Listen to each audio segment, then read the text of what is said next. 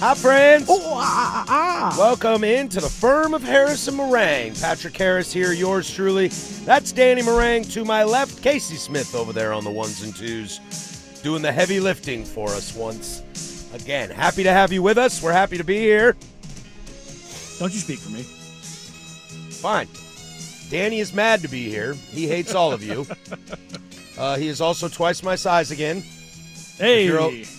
If you're over on the YouTubes. I love that. Love that for you. It's really dark, too, you know. Yeah, the I got the lights mood do lighting. feel like they are dimmed a little bit. Well, good. A little mood lighting. Maybe I could one day not wear a hat in here, because if I shave and I don't wear a hat, the lights are just, it's pearly gates glowing off my dome. Oh, yeah? Yeah. Kind of like that for you. I don't. I like that for you. I have been bald for 15 years almost, and I have come to accept it. I'm very happy with it, but that does not mean we need to accentuate it. Everyone was telling me yesterday how pale I looked on the stream. You did. You did. Because the light is like shining directly at you. You're also kind of a pale guy at times. Yeah. You darken in the summer, though, don't you? Yeah, I get brown. Me too. Me too. It's a good thing. How's everybody today on a Wednesday? Doing good. Although I've discovered I have like this pinched nerve in the back of my head or back of my neck that if I turn my head the wrong way, it lingers for hours on end. It's not a bueno, man. No, it's a getting old situation that I'm not thrilled about. I, for one, am embracing my old overlords that are upon me. I'm ready, dude. I'm bald. Yeah. I'm fat. I'm unathletic. I'm ready to be old. I'm stoked about Imagine if you had that in your 20s. In my 20s, I was actually in pretty good shape, and I had a ton of hair. So, like, in your 20s, you think, I'm going to ready to ride this bitch out my whole life. I'm going to be looking good at 60. And then I hit 40, and you're like, oh, boy. Yikes. It's tough out here. It is.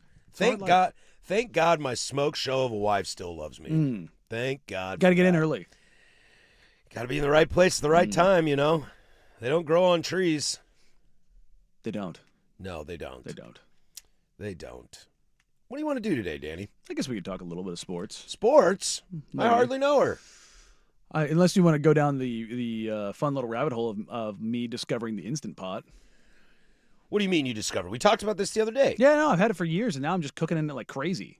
You discovered in the sense that you hadn't quite used it. Oh, yeah, fully. it sat there for 6 years. I didn't use it once, and now I've used it like 4 times already. I did some Tom Kha soup. Woo, buddy, did it come out good. I got that Instapot air fryer mixer combo. combo. How does that work? It has a little cage that you put in it, and that's for the air fryer. But it has like air that circulates in it too. Mm-hmm. I guess a Instant Pot has to get air in somehow and to do like the pressure cook. So Yeah. Although my wife told me she doesn't like it anymore. Why? I don't know. I bought it for Difficult to clean or something? I think so. I bought it for Christmas, I want to say. Maybe 3 years ago, 4 years ago. And she was all about it. She was like, it was like the best gift I ever gave her. And then a few years later, she's like, I want a new one. Maybe that's what it is. Maybe she just wants a new one. Oh, there you go. The newer, greater, grander thing. Yeah. It's like the air fryer world. Like you can have, like I had a small air fryer to start with. And then I was like, oh, you know what? I really like this thing. Let me go ahead and step up the air fryer game. And I got the big dual basket batch cook, match cook Ninja air fryer. That thing rules. Yeah. Like it's the thing is like if you start with, I feel like with all like the cooking hardware, like, oh, I want to try this. It's like a smoker. You don't go get the smoker that you can do 9 briskets, 10 racks of ribs, and 12 whole chickens on. You start with the small one. If you've never grilled before, you should not get a Blackstone. Yeah, right. Like build up to that. Build up to that. Same thing with like the Traeger. You know what I mean? Like, don't go get the one that you need a trailer for. Actually, Traeger has a suitcase Traeger. Like you can take with you? No. It's in a suitcase. Well, I mean, then you could take it with Well, you. yeah, yes, you can take it with you, but like it's built into like a hard Pelican case, so you can take it camping. And I'm like, it's only like $400. I was like, if you're somebody who likes to like camp or glamp, and you're like, I don't just want to do like the wood fire, whatever grill you put on top of it kind of deal. I was like, that thing's pretty cool. That is pretty cool. right? Although I do like cooking on a fire. I mean, it's fun. I made pizza once on a fire. Oh, That was really difficult. oh. I had to take the top of a barbecue and kind of create an oven situation.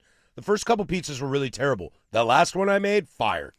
You caught fire? No. okay. It was like, as the kids say, hot fire. It was lit, fam. I spit hot fire. It was lit. Dylon. One of my You too close, man. yeah, right. One of my outdoor goals, like in amassing of wealth, as it were, is to have a dedicated like brick oven, outdoor oven. Mm-hmm. Like, as much as I want like a nice house, like I'm totally fine with just like a small house, but I want some land, and I want like a legitimate outdoor covered cooking area. I want a running sink. Mm-hmm. I want electrical outlets. Mm-hmm. I want a giant flat top. Mm-hmm. I don't need a grill. I want a flat top. I want like a hibachi. Grills are cool. I get that, but boy, a flat top is Mm-hmm. life, dude. You're talking breakfast. And a huge prep area. Any kind of food you want to make, you can make on a flat top. Yep. I want an industrial kitchen in my kitchen and in my backyard. Yep. To be honest, I would love to live in a place where like like Arizona, where you just cook outside every day. Yeah. Like that would be like Arizona, Texas, Tennessee, Florida, something like that. Like I would love that. Because you can cook outside every day if you want. Here, for example, my barbecue I do. on the back porch is closer than me to this door that Yeah. we have, which is probably, 10 feet? Mhm. It's probably me to this door is 10 Sure. feet. So, like, at my house, it's probably 5 feet to the door.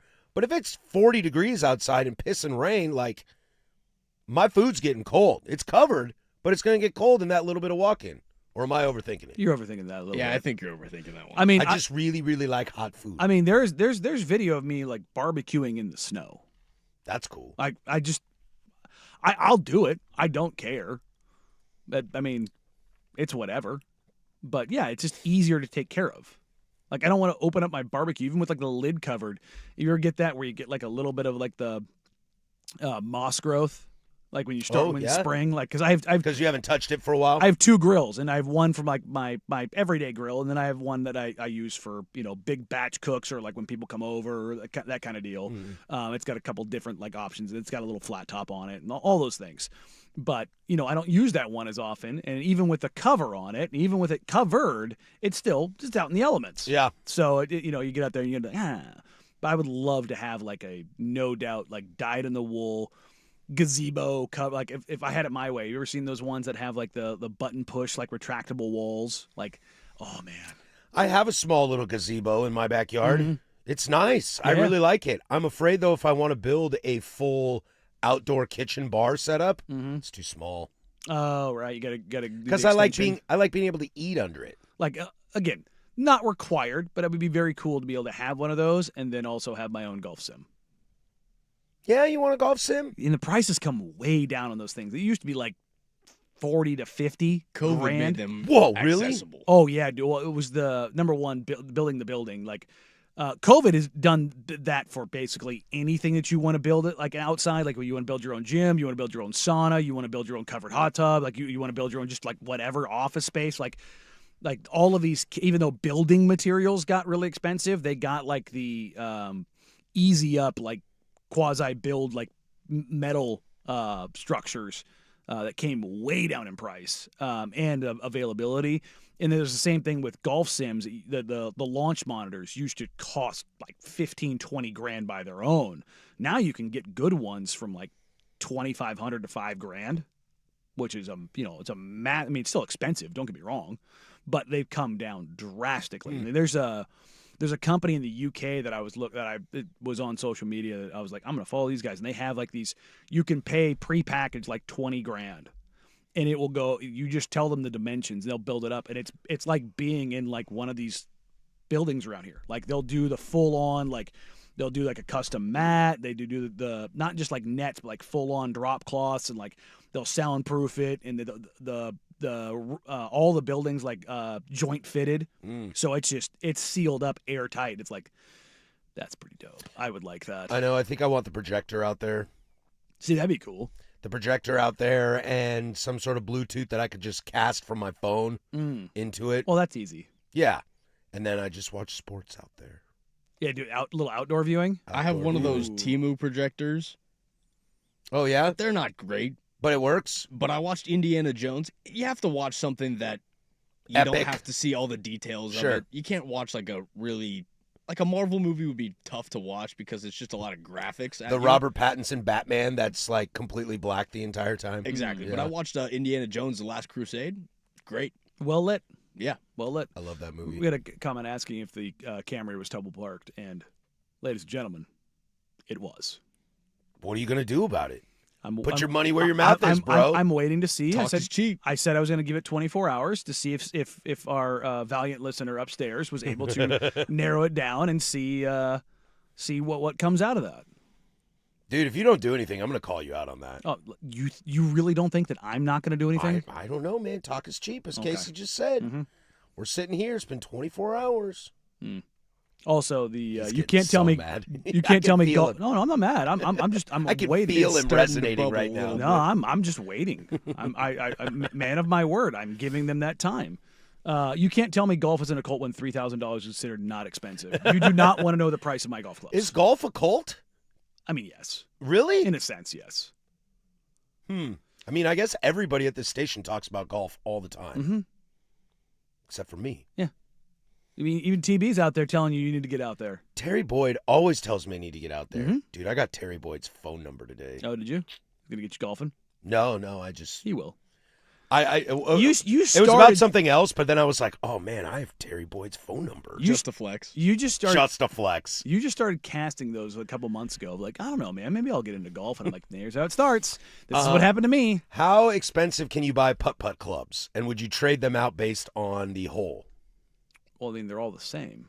Well, would you want like the It's cheater putt-putt. putter on one of them?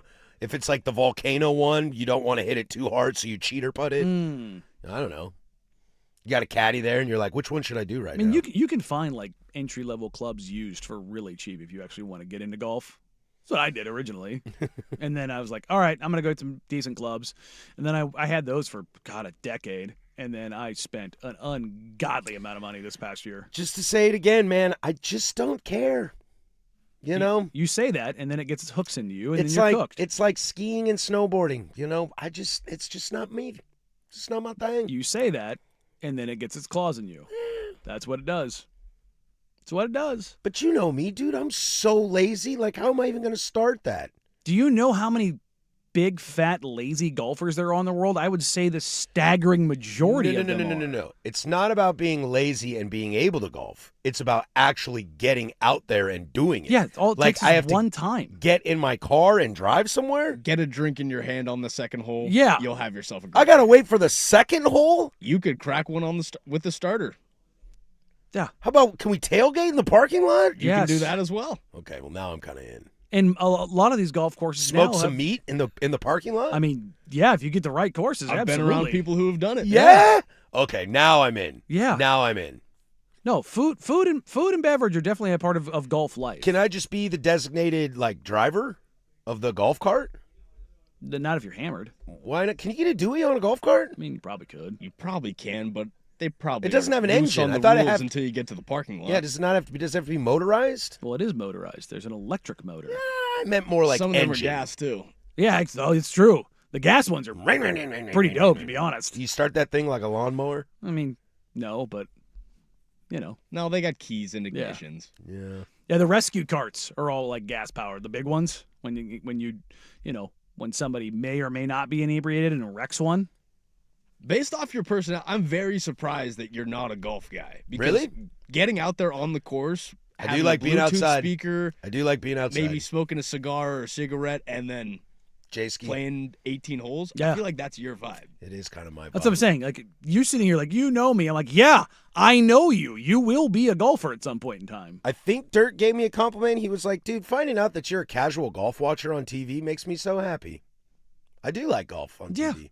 I watch golf on TV all the time. It's one of those things. Like I have, there. It is not hard for me to see you like at this time next year, being like, weather's starting to get good this week. Might be time to get out of the clubs because that's exactly what I'm doing. I looked at the weather report and for the next week it's like 60 and sunny, and I'm like, well, looks like I'll be out and at least get 9 after a couple shows this next week or so. Yeah, I'm wearing a collar right now just so I can be prepped already. Mm-hmm. As this texter says, like airport bars in Las Vegas, time doesn't exist on a golf course. 6:20 a.m. tee time, crack a cold one, a shot of Fireball, doesn't matter. Mm-hmm. That's still so early. But there's no way I am golfing before noon. Oh, absolutely not. You say that, and then you go, you know No. what? This course is beautiful. It's great to get No, out. man. Then you're done with your day by Noon. 2:30, 3 o'clock. And then I got to go home and nap, and I don't set an alarm, so that's 3 hours right there. That's a whole wasted day, man. As opposed to what? Sitting around and just drinking? Dude, I don't drink before noon. Yes, you do. That's why I'm sober on this show. You literally talked about that like multiple times. When? I rarely drink before noon. Did you notice how never switched to rarely in a span of 13 seconds? Well, I did Quick switch realize that sometimes there are like college football days that I might drink early. Rarely Yeah. turn to sometimes. Yeah. Weird. Sometimes Never, turns to rarely, often. sometimes. Yeah, I was just like, Often turns to I love it. Yeah, like, what are we doing? What do you mean? That's my rule. Like, you're dude. making up your own excuses as you go, and then they're just, without even being, like, you are the worst interrogation suspect of all time. Like, I haven't even asked you any pressing questions. You're just volunteering the information. I'm already backtracking. Yeah, That's just what like- happened during the cross-examination, too. You Yeah, just not right. answering. I never day drink. Really? It's like, well, sometimes. Yeah. Really? Oh, yeah, often. Daily. Wait, what? Hourly. Oakley Dokley, we got a great show for you all today, too. There's a lot to get to. We got people in college football talking trash. We got to get to. I would like to ask the question, which of these guys is more unlikable, because I haven't decided. We got drug money in the news today, some NBA stuff, some World Baseball Classic stuff. But let's start here. Blazers take on the Timberwolves last night. Fall to them. We'll get into the story, but obviously there's more going around the team. But we'll start with the game itself. Nice effort, with all things considered. We'll go there next. 105.1 The Fan. It's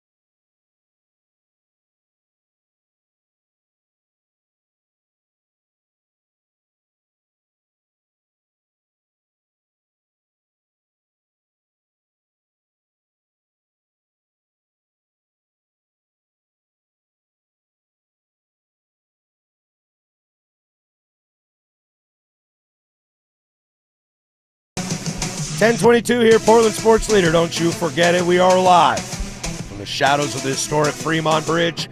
503-864-6326, the fan text line.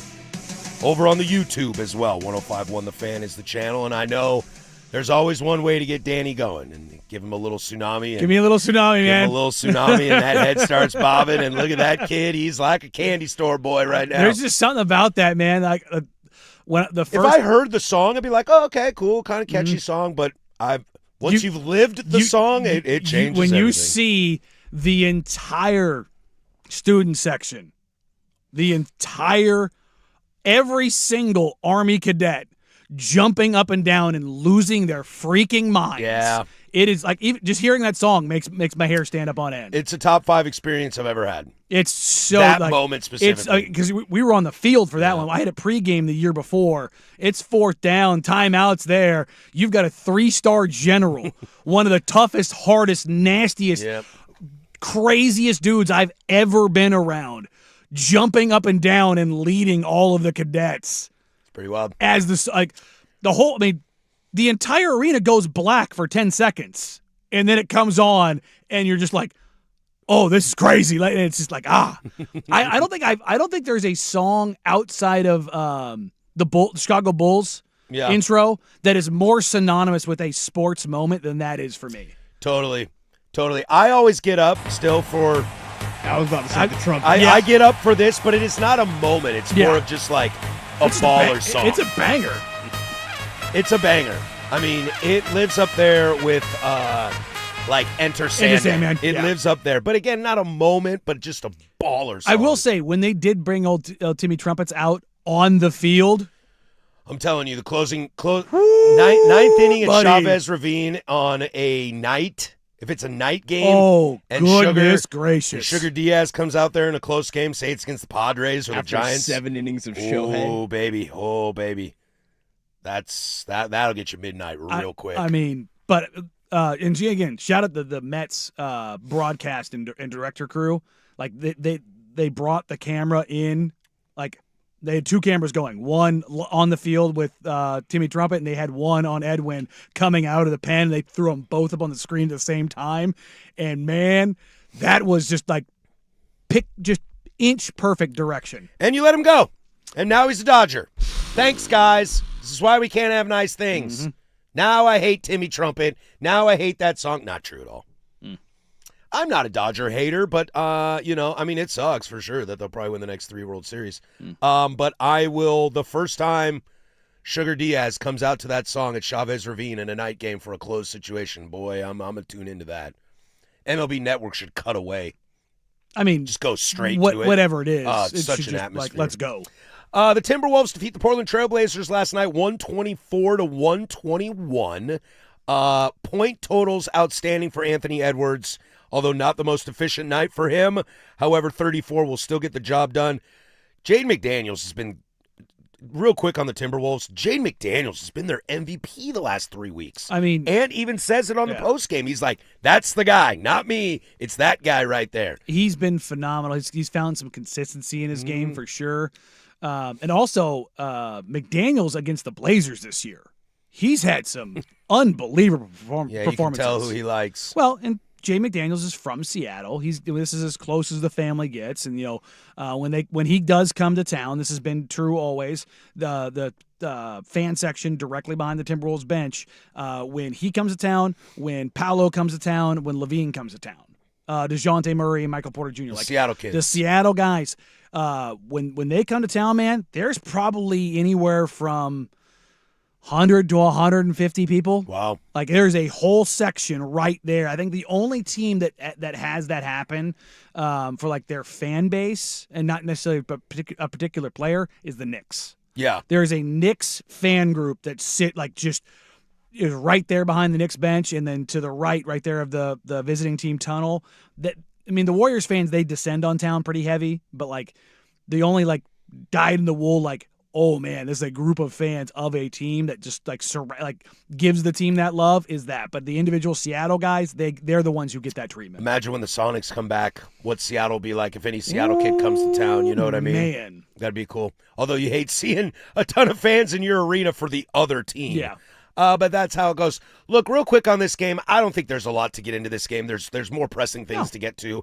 But real quickly, from the floor, not a great shooting night for Jeremy, but getting to the free throw line really helped bail out his kind of point total when offense is very much needed. Chris Murray had some nice shots in that game, which was very helpful Chris to see. was great last night. I was really surprised to see him start, but that paid off a little bit from his efficiency standpoint. Donovan was fine. Donovan's fine. The takeaway from Donovan is he didn't get his butt whooped by Rudy Gobert. Yeah. Because in all of these matchups against Minnesota, with the exception of his rookie year where he had that monster game, Rudy has kind of whooped him.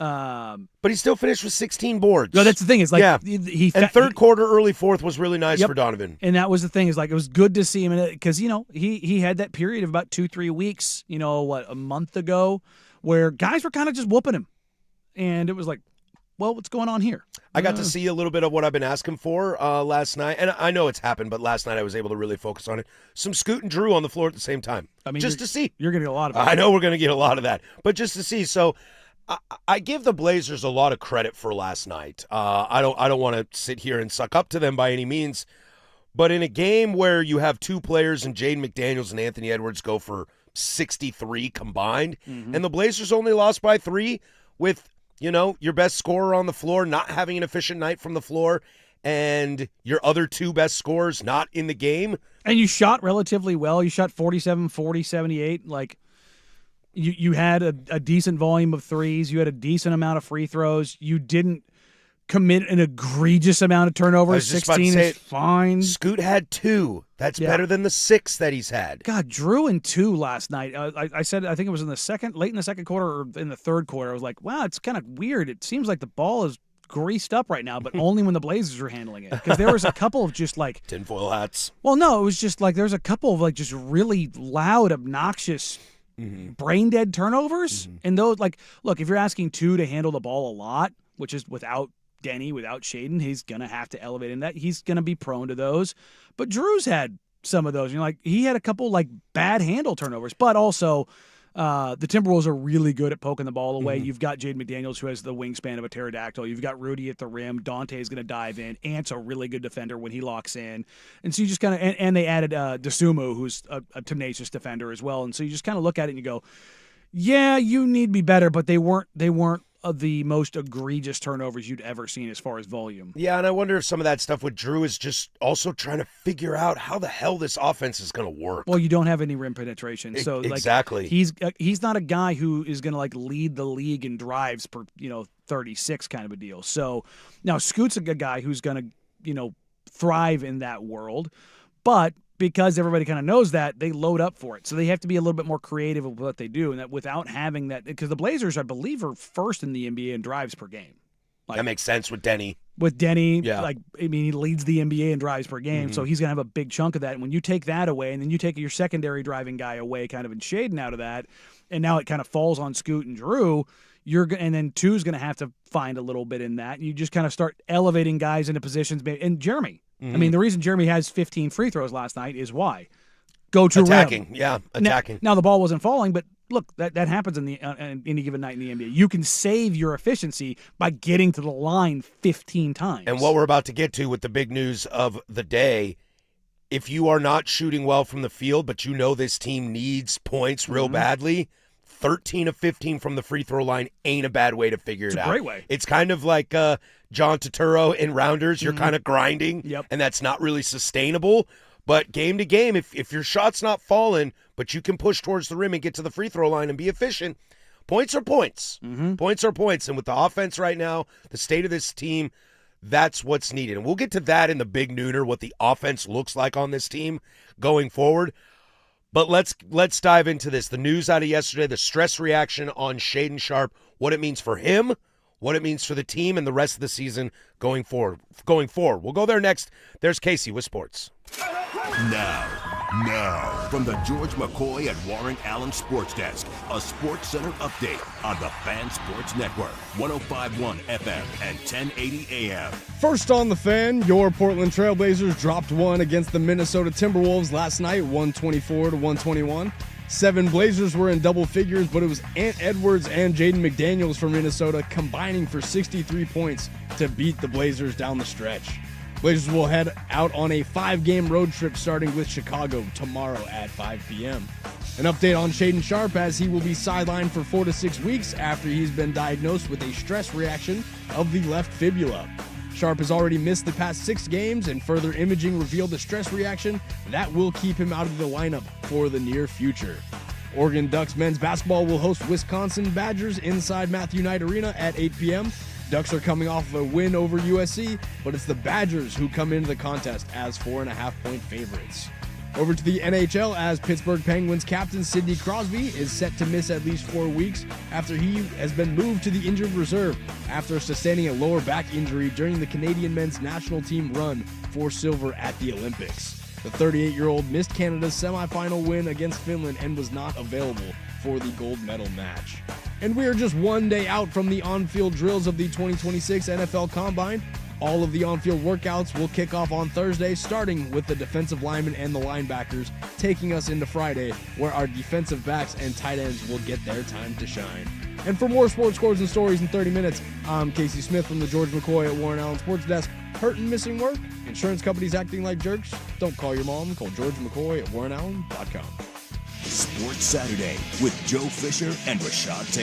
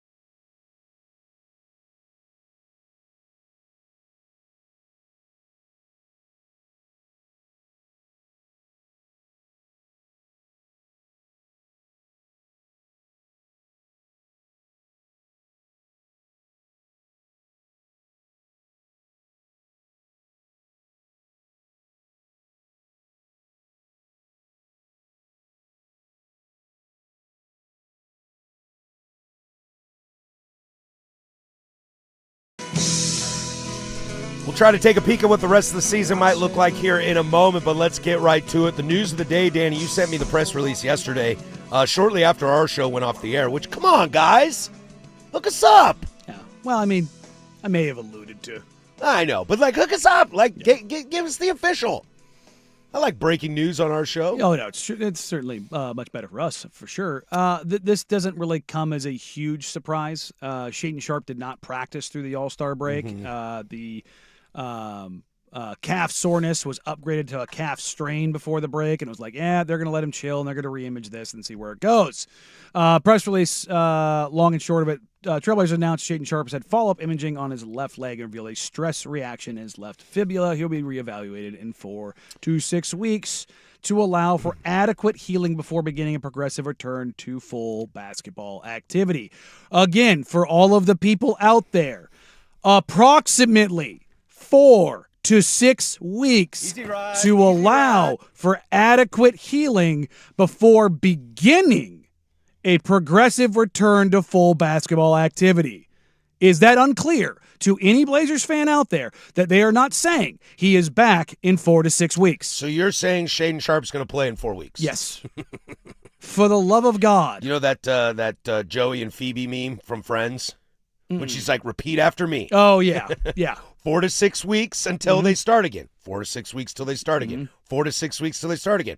When is Shane going to play? In 4 weeks. Yeah, exactly. It's like, listen, read, use your brain. They're saying he's chilling for 4 to 6 weeks to allow rest and recovery before resuming a return to play. That does not mean he will be back in 4 to 6 weeks. Hey, Peter, man. Check out Channel 9. A stress reaction is the early stage of bone weakening without a crack, while a stress fracture is a later stage involving a physical crack in the bone. Are these related though? I'm not a doctor, but do you think it's just if I assume if the calf is that what's the word I'm looking for here? That weak, or that, for lack of a better term, stressed out, I guess. That can correlate to your bone, right, in that leg? I mean, yeah. If you're trying not to put a ton of pressure on the calf, you got to put pressure somewhere else, and that hits the tibia, right? It's the tibia or fibula? Fibula. So anytime you have any kind of strain, tear, pull, whatever you want to call it, you're going to get compensation. You're going to get compensation. Yeah, you have to. Because your body has to pick up the slack. Like with me, with my hip surgeries, I had a partially torn Achilles because my entire right leg shifted over. My hamstring, my IT band, my calf, everything pulled over, yanked, and pulled my Achilles over a bone spur from a previous surgery in my ankle. And they were able to figure out, your quads and hamstrings are doing the work of your hip because your hip has failed. You have over 100 tears from the front of your groin to the back of your glute. Enjoy. But that's what ends up happening is something picks up the slack somewhere else if something doesn't work. And the good news is they did catch it before it turned into a stress fracture. Yeah, because that fracture would have been way worse. Yeah, and that's the thing is then if you're going to have an injury, like a severe injury that requires surgery, you always want to fracture over literally anything else. Bone heals back quicker and stronger. So there you go. But I've seen some people why didn't they catch this the first time? It's like, it might not have been there the first time. Well, it's as simple as that. It also might have been there the first time, but it might not have been able to be picked up because of swelling or inflammation or a bunch of other things. That's the whole point of letting a guy chill and rest and not having him do other things and then re-imaging him before you let him go back to rehab. That's how this works. Best case scenario, 4 weeks reevaluated. You're good to go right now. That would leave 4 games left in the season. Yeah, he's done for the season. Yeah. Why don't they just say that? You leave it open. Yeah. Again, why don't they just say that? What do you mean, why don't they just say that? I had to preface this whole thing because now if he's done for the season, if they bring him back, guess what happens? But he was done for the season. You're incompetent. What are you doing? Oh, my God. Everybody does like their updates. That's why look. We do them at 30 and at the top of the hour. Casey handles the updates. But the whole point of this is that's why you say it this way. This is why why you leave the door open. But it was the same thing with Scoot. Anywhere from 4 to 10 weeks, but we think it's going to be longer than that. That's what they said at Media Day, and people are still, no, they said 4 to 10. No, dummy, they didn't. Listen to the words that are coming out of their mouths. R.I.P. Shaden Sharp. He's not dead. But. He's very likely done for the season, and it sucks. It does suck. This team basically got, 0 games together? 0. Because I think when Scoot came back, I don't think you had Shea and Denny at the same time. I think maybe one. Scoot's first game back, I think, is Memphis, February 6th. But beyond that, you didn't have Chris and Tease and Blake and everybody else. Like you did not have a game with everybody. It sucks. Shaden Sharp did play in his first game. He had 2 points, 14 minutes. He got hurt that game. So I mean, you did not have a game. 14 minutes, and Scoot came off the bench that game, so I don't even remember if they were playing together. Yeah, I think it's tough. I mean, we can get into what this team looks like for the rest of the season or what they should do. We'll get into that next. We'll take a look at the offense and the big nooner, because the reality is that games are going to still need to be played. It takes a big hit, that's for sure. And I think a lot of the onus of the offense will fall on Jeremy Grant, etc. But Sharp out for the rest of the year, really kind of, is that not the antithesis of this season? Drew missed time, Jeremy missed time, and I don't miss a game or two. Like time. Drew missed a month, Jeremy missed a month, Scoot missed 3-4 months. Shane's now done for the year. Denny's back is not going away. The attrition war was lost by the Portland Trailblazers this year. And I think that's as simple as it. But like I said about the game last night, the fact that there's no Shaden, there's no Denny, there's some fight left in this There's team. not a single possession that will be registered this year with Scoot, Shaden, Tumani, Denny, and Donovan on the floor. Boom. Roasted. Not a single one. Let's get into that. What does the rest of the season look like? Is it time for the mystery box? Is it time to just throw it all against the wall and see what happens? We'll go there next. 105.1 The Fan.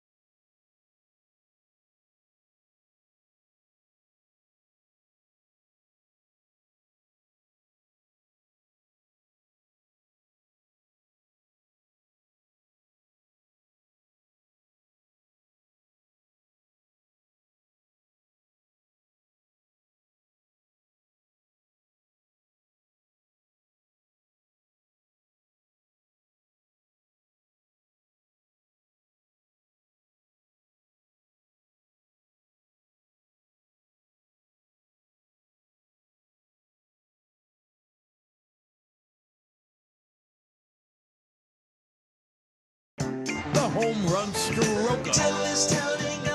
Tell him to bring me my money. Coming up in hour number deuce, we'll get to a little college football fun with audio. Artie Moreno's opened his mouth. Enter foot, per usual. Web Gems is a fun one, and plus we'll get in some drugs. Y'all want to buy some drugs? But let's talk about the rest of this season. We'll talk about offense a little bit in the Big Nooner, Danny. So let's keep this to more of like, I don't know, team expectations, direction, not necessarily specific players, but kind of the philosophy for the rest of the year. You are now missing Shaden Sharp, who could be anywhere from 18 to 24 a night. Denny, we'll see. I'm curious how Sharp's injury affects the Denny situation. Or does it? Or does it at all. Yeah, if it does or doesn't. I'm curious to see how it hits that. I was kind of making the joke, and I heard, I was listening to Primetime yesterday. They kind of said the same thing. I was talking to you this morning, Danny, before we went on the air, and I was kind of like, if you want to hit the side of the cliff and say you wanted to, I'm not saying the Blazers do, say you wanted to go tank, it feels like it's a little too late because the rest of the West that's actively tanking are so far away from you that you might not be able to catch up. You said you think that could happen. I mean, not that it would. I mean, you don't think it will. No. I mean, if an organization is possible, if it's possible to do it, this organization knows how to do it. They know how to do it. Right now, the Blazers are slated for the 12th best lottery odds. The Blazers 12th best. You know what's really funny is I have Case was in when you were out. I have run one tankathon simulation. One. Yeah. Blazers get the one pick. Number 2. Nice. I was just Did the Jazz get one? No. Atlanta did with the Pels pick. Oh, but they're taking Darren Peterson. I mean, Peterson or Bonsa. I mean, yeah. Blazers get Carlos Boozer. Cam Boozer. Cam Boozer, sorry. Cam Boozer. I've done it multiple times. But, Cam has hair. Carlos is bald. Bald hair. Bald hair. Got it. So right now, painted hair, yes. Again, you're talking about the West, but when you're talking about the lottery, you're not talking about the West. Right now, the Clippers are 1 game back. Actually, they're tied. Oh, you're right. Yeah, it's not just the West, it's everybody. The Bucks are a game and a half back. The Bulls are 4 games back. And then you get to 5.5 with the Grizzlies. If they really, really, really, really, really wanted to, they could get into the top 10. They could get into the top 10, and that would increase their odds for the top 4 from 6.2% to 13.9%. Now you would need some help and some luck to get into 9. Getting to 8 is probably too much, but the jump, if they got to the 9th worst record in the league, because the Bulls are 0-10 in their last 10, they are. Don't they got like 15 guards on that team? Yeah, Can they run out of starting 5 guards? Yes, and one of them's hurt. Ant has a fracture in his left wrist. Oh, so. But the Blazers would go from 6.2% if they got to 9th to 20.3% of a top 4 pick. Oh, I like 20%. They have a 1 in 5 chance of getting into the top 4. So let's address the playoff elephant in the room. Okay, I know that we've talked about this all season long. The 50-50 of the fan base talking about, get in the play game, do everything you can to get in the play-in, get in the play-in. Is that still the plan? And maybe plan's the wrong word, but is that still the idea? Because what does the play-in game do for this team now? If Denny is not good to go, there's 23 games left. Remember we said 17 of 24 to hit his 65? Mm-hmm. Well, he didn't play last night. So now it's 17 of 23. That's a very small room for margin there. If Denny can't go and Shaden's out, what's the point, if I ask that? I hate to just be blunt. I hate to just be honest. And players are going to play hard. I'm not saying I don't think the Blazers will actively tank, but it's from a perception, from an experience, all that stuff, why people want the Blazers to make the play-in game, why is my new question. And I'm willing to hear answers. This isn't one of those I think you're an idiot if you think they should, or I think you're an idiot if you think they shouldn't. But my question is more, what does the play-in game get you if this is the situation, if this is what the team looks like? If you don't have Shea, if you don't have Denny, or you have a lesser version of Denny, is getting Scoot to Donovan some basketball that matters experience worth it? For a game? 2 games? Because, look, without Denny and without Shaden, I mean, you're looking at, 47, 48 points that are on the bench. Yeah. And they're going to struggle.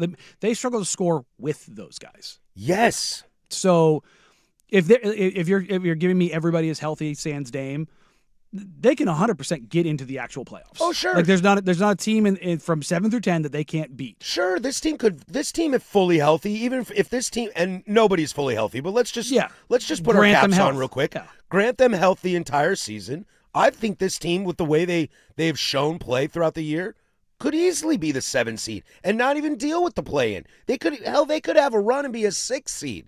You know, maybe not, but I'm talking ceiling maybe. If then, health six is all there, is probably too far. But like you're still looking at play-in, but like.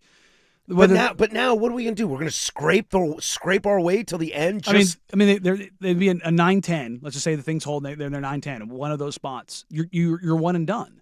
Kawhi's gonna play and drop 40 on you. Like the Clippers have given them problems, and Kawhi has given you problems. Now Kawhi is pretty much checked out at this point in time, and he said as much. And the Clippers are kind of garbage. But if they get into a playing game and Kawhi decides to play, bro, you're gonna lose. That's Kawhi's history. So, like, when you look at it from that perspective, if again, you don't have 48 points that you're getting on any given night between Denny and Shea, yeah, but here's the thing. Like, this is where I go to the whole, like, tanking thing. They're not going to get into the top 8. They're not. I mean, catching... It's too hard. They have a 7-game lead on Memphis. 6-game lead on Memphis. 5.5. So, and it's not win column. I mean, sorry, it's not loss column, it's win column, right? Memphis is at 21 wins. Portland's at 28. But Chicago's at 24. Chicago's at 24. Yeah. Right? And who does Chicago play down the stretch? Let's see. Let's take a look at their strength schedule down the path. So they've got remaining games for the Chicago Bulls. The next game is Portland. That might be a tank fest that we could see. But after that, they got Milwaukee, OKC, Phoenix, then Sacramento, Golden State, both LA teams, then Memphis tank game, but then Toronto, Cleveland, Houston, Philly, OKC. Loss.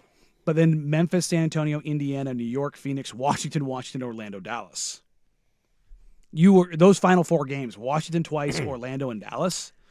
Buddy, you might see some pretty epic tanking between those teams. Yeah, they're too far away. But I think the Bull. I mean, I'm saying somebody's got to win that game. Mm-hmm. Yeah, you know what I mean. Someone's got to win a lot of those games. That's what I'm saying. So there's some very epic tank games, and I'm not saying this like, oh, the Blazers are going to catch the Bulls. I'm saying, in theory, if the Blazers said, screw it, steer into the skid, they could get to 9th, and that could be worth it for them. Like, because if you look at the mock drafts. Basically, there's a top 3. There's Peterson, there's DeBonsa, and there's Boozer. And you can kind of slice them up. And then there's a next group of guys. It's Caleb Wilson, Mikal Brown Jr., Darius Acuff, Nate Ament, Kingston Flemings. And then if you want to put Keaton Wagler in there or LeBaron Philon, it's kind of like one of those spots. But then basically from like 11 through 18, it's kind of like, it's a good group. But if you get into that, if you're, like I said, if you're 9th gives you the ability to have, a 20%. So you're at 6.2%. You're increasing your odds by more than threefold to have a top 4 pick. The number 1 overall pick, you go from 1.3 to 4.5. Yes, you're increasing your odds 3 times, but... And something we jokingly floated out, I think it was last week, do you use that trade capital you got to, and a Shaden or a Scoot or a Drew or a somebody to sneak into that top 3. If your pick is 7, like if you get lucky and you're 6 or 7. Well, I mean, you can't end up there. So if let's say that let's say that things go their way and they end up 9th. If you're talking about tanking, they're either picking 9th or they're picking top 4. Yeah, like that. Those are your, or somebody moves up and bumps you down. Somebody behind you, OKC, Milwaukee, Charlotte, San Antonio leaps up and you get bumped down. So that's just the kind of reality. But so the highest you're picking is 9th or top 4. To the texter that said, we just lost to a good team last night without those players by 3 points. That's kind of what I was trying to allude to in the last segment. It's a nice performance. It's not sustainable. No, it's not. When you've got nearly 50 points gone, and those are the 2 guys you rely on to kind of initiate things and have your downhill pressure. And Anthony Edwards was that inefficient, although a high number. Anthony Edwards was inefficient, and him and Jaden McDaniels had 63 together. If Ant's slightly more efficient, it's 73. And if he is, and this game isn't close. And if he is the Ant of Ants, it's 83. Yeah. So I commend the Blazers last night. The Donovans, the Scoots, and the OGs of the world, the veterans of the world. You can't expect to play that way against top-tier teams every single night. It's just not going to happen. And this isn't like it's just not. This isn't the Blazers. I want it to, but it's just not going to. I'm just saying they might just lose games. That's what I'm saying. Like it just, and then it gets to a certain point where you go, well, Well, Danny, you're done. You know? You start shutting guys down. Yep. Drew, yep. 1, 2, 3 Cancun. Jeremy, you can join him because we'll put out, we'll let Scoot run this offense. I mean, we were looking at Jeremy Grant playing March games for the first time as a Trailblazer, and now it's like, We're a couple days, maybe March 2nd. might get into March. We'll pick this back up in the big nooner because I do want to talk about that offense specifically. Like, is it time to shuffle the deck on some players? Where is offense going to come from? Or like we just said, you might just get beat every night. A lot more Blazer talk to get to, but let's slide over into college football. Hour number deuce. That's Danny. I'm Patrick. 105.1 The Fan.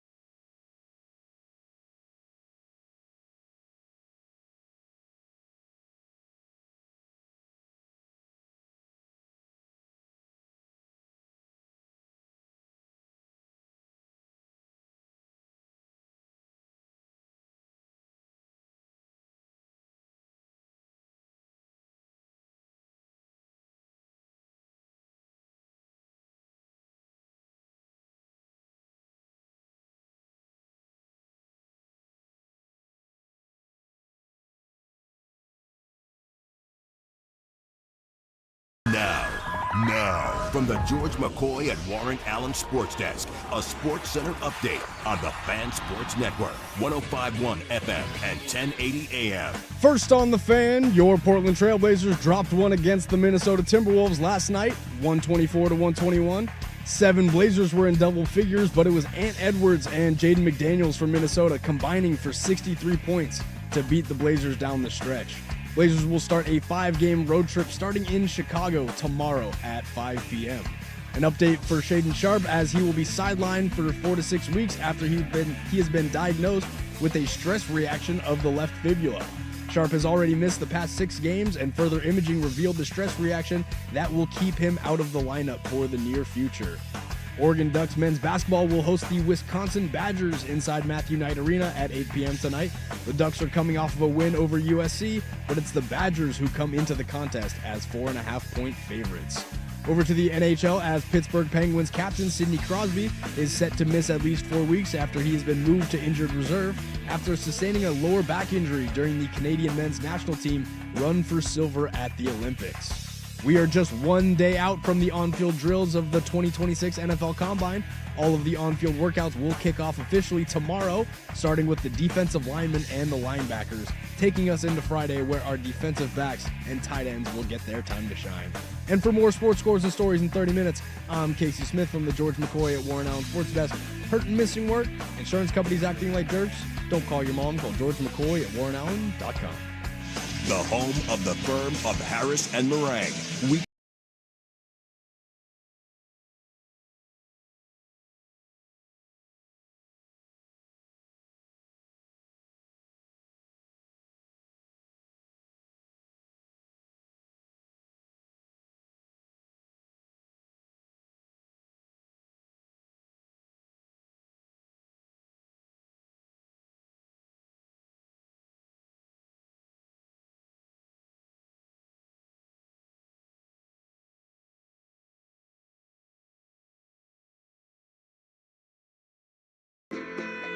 All right, hour number deuce here. If you're missing the first hour, you can download that, the Fan Podcast, 1051thefan.com, the Odyssey app, wherever you get your podcasts. That includes over on the YouTubes. Rewind, fast forward, except for the future. For that would be impossible. Fan Madness is back, baby. Join the Fan Thursday, March 19th and Friday, March 20th for the two most exciting days of basketball at Tom's Watch Bar and A&A Casino Resort in Ridgefield, just up the street from my house. Dirt and Sprague, the firm of Harris and Meringue, the Fan Happy Hour in prime time with Isaac and Suk. All broadcasting live throughout the day. Don't miss a minute of the action. Play hooky with the Fan for Fan Madness. Brought to you by A&A and Window Nation, March 19th and 20th at A&A Casino Resort. As I say every single day, I am stoked for that. Absolutely stoked. Love it. Coming up this hour, a little bit of baseball thing as an owner has put his foot in his mouth, but that's pretty par for the course for that guy. We'll get into some drugs, and then we have web gems as well. But I don't know, Dan, if you caught this back and forth at the what was this at the Spurrier Awards in Florida between Kirby Smart and Mario Cristobal. I do kind of, before I play these clips, basically they're jabbing each other and then they join forces. I do love the concept of talking trash to other teams that aren't in your conference. That you don't ever have to see. You never have to see. You never have to own up. Now, you might see in a college football playoff. Which then adds a little bit of spice. Adds a little bit of spice to it, but it is weird. Like, Ryan Day just goes out and takes shots at Lane Kiffin at LSU for no reason. Dan Lanning has decided that Dabo can eat my shorts. It'd be so random, you know? A fun little thing. But I guess you're in the South, and this is where it goes. This is Kirby Smart on Mario Cristobal. Mario's right behind him, and if it had been up to him, he would have paid a lot more NIL money because it came down to us, too, so I don't like you being real close to Mario right now, you know what I'm saying? He's still got another year left. Got to be careful around Mario. Sometimes he'll take your players, if you know what I mean. Spicy. No, I'm just kidding. No, he ain't. It's all right. I was talking to Mario earlier, and he came up to me, and he gave me a Lane Kiffin joke, and he and Lane are very similar in a lot of ways. They're like best friends. And he came up to me, he's like, you ought to start getting on some protein shakes. You've had too many carbs. And I said, well, you probably ought to spend some time with Steve Spurrier because he won more conference championships at Duke than you have in Miami. Ouch. This feels like a roast. Did somebody write these jokes for them? I mean, they probably got somebody doing a little something for them. Or, they, you know, again, these coaches have got some charisma. Well, yeah, I would hope so. Unless you're Jonathan Smith. Which you were swaggerless. Mario fires back at Kirby. Tell you what, the first thing is it's a great piece right there to watch what a player like Carson Beck could do with great coaching. You know what I mean?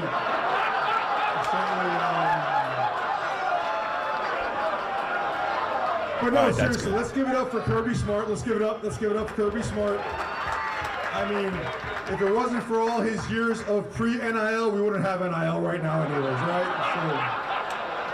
But that is the original bagmen talking about each other being the original bagmen. Wu-Tang, bow! Yeah. Bow! I to be honest, I love it. Yeah. Don't masquerade under the, well, you know, we do things the right way, and it's like, no, man, everybody knows the deal. They seem to both be having fun with it with each other, so that tells me they probably have a nice relationship. There's look, my best friends I give the most crap to. Well, yeah. I mean, what's the old adage with friends like these, who needs enemies? Yeah. I mean, I definitely live in that world. Like, that's just the world that I choose to live in. I don't, and that's the thing. It's like the pretentiousness of coaches bothers me. I've never liked it. Like the whole holier than thou, we do things the right way, or this coach is doing this. It's like, stop that. Stop the that. Jimbo Fishers of the world calling out Nick Saban. Come on, Jimbo. Your name's Jimbo. You won a title with Jameis at Florida State, bro. You didn't do it for free. Did you see the clip of It's like Gene Chizik trying to tell me that Auburn does it the right way. Yeah, we do it the right way here. Because Cam Newton was offered $700K from Mississippi State and said no to go to Auburn for free. Yeah. I'm sure that's how that went down. That's exactly how that went down. There was a social media trend, a TikTok thing about a month ago about like the line was, there's going to come a time in your life and you're going to have the opportunity to do, and it's like you insert something here. And it was Jameis Winston. It was like a video of him in the subway in New York. And it's, somebody's going to offer you crab legs. You should not take them. And I was like, that's just being aware. I love that. I love that about you know what? I've really grown to love the Jameis Winston redemption story. Oh, yes. He's so fun. He's a great one. I'm curious because hearing these guys talk about this at some big Florida bash, the Spurrier Awards, and the comments that, Big O made not too long ago about front door and back door. I'm curious when we get to a point when coaches can start candidly telling about the past. I mean, they're kind of here. They're alluding to it. What you need is the NCAA to go away entirely. Yeah, like once that's gone, the enforcement arm of that is gone. The books that are gonna come out when basically the statute of limitations have run out. Like, when does Herbie sit down with Nick Saban and Nick Saban does the tell-all? I mean, he did it on national TV during the draft about Quinyon Mitchell. Like, we tried to get him. It's like, Nick, he wasn't in the transfer portal. Like, Whoopsies. Derrick Henry. Look over here. Yeah, like quarterbacks, running backs, wide receivers, DBs, linebackers. How many guys were Derrick Rosing this? Yeah. Because I'm going to tell you right now, they didn't go to Alabama to go to school. You know what I mean? Like, Cardell Jones, I'm not getting paid to go to school here, to play school. Like, there was a lot of that going on at Bama and at Georgia, at Texas. Lendale White was one of the first ones to really talk about the public of the NIL. Mm-hmm. Him saying, at USC, he would come home to his apartment and there was a bag once a month of $150,000 in cash. You got a key to my house? They paid for the apartment. Yeah, I know. If you drop $150K in small bills in a bag, you can have a key to my house. Yeah. You probably don't want anything in my house if you're the one bringing me money. Look, if you want to drop $150,000 in my place, I'll give you 2 keys. Go for it, man. I'm all about that. I might let the ending of your night be pretty happy if you really want me to. Make you a home cooked meal. Yeah, I was saying, no kidding, dude. You want to go through the fridge? Go right ahead. You need a tug? I'm your man. Kiss the chef? Kiss the chef? I'll make out with you, bro. They'll tell you. They'll give you the $150 to keep it on. Yeah, probably. But yeah, no. When it all ends up coming out, and it will at some point. And there's going to be guys that have been around programs for a long time at USC, at Oregon, at Michigan, at Ohio State, at Texas, at Alabama, at Georgia, at Miami. Go down the list. Insert school here. There are reporters that have been around for a very long time that had relationships with coaches, with recruiters, with think about the most recent one that is the most scandalous program of recent. I would say Michigan, the Harbaugh, Connor Stallions, outside the Sharon Moore off the field stuff. Sure. But the on the field stuff, I think there's a lot more out there that we don't know. Oh, I'm sure whether it's spying, cheating, that style, or every team pays, and even before NIL teams paid. But yeah, when do we learn more about that? There's got to be more going on there. Again, I think once the statute of limitations, the NCAA is just weak and helpless at this point in time, but they still have something. So once they're gone, you'll get some of the old coaches that are empty the notebook of oh yeah, you thought this player was headed here just because we recruited him since he was a freshman. No, we cut him a check. We found out Miami was Kirby. Kirby found out that Mario was going to hand somebody $3 million. He's like, we gave him $6 million. Crazy what you can do when you have a good coach in Carson Beck. That's a great line. That's a great line. Yeah, end up a national championship game. Could have won it. I like the concept of, I find it fascinating to think guys like Mario Cristobal, Lane Kiffin, Kirby Smart, like Bagman, Mm-hmm. Edo, they all sleep at night now. Mm-hmm. You know, back then, dude, you're probably terrified of being caught. I don't think Edo was ever terrified of being caught. Ain't nobody ever turned in. But Edo's never getting turned in. Exactly. You know what I mean? Like, I still, God, I don't know. Maybe this is just not the The I don't have the machismo confidence in me, but I'd be terrified every time. the Edo book, that's the one. That's the one. That's the one I want to read. That's the Joe Burrow book, and that's the Reggie Bush book. That's the USC book. Yes, that's the USC book. And, dude, you can't, I mean, I know Les gave him some nice things Sure. in Louisiana when he took over. I'm sure O was still up to his old tricks. Oh, God, yes. I mean, he's on the staff.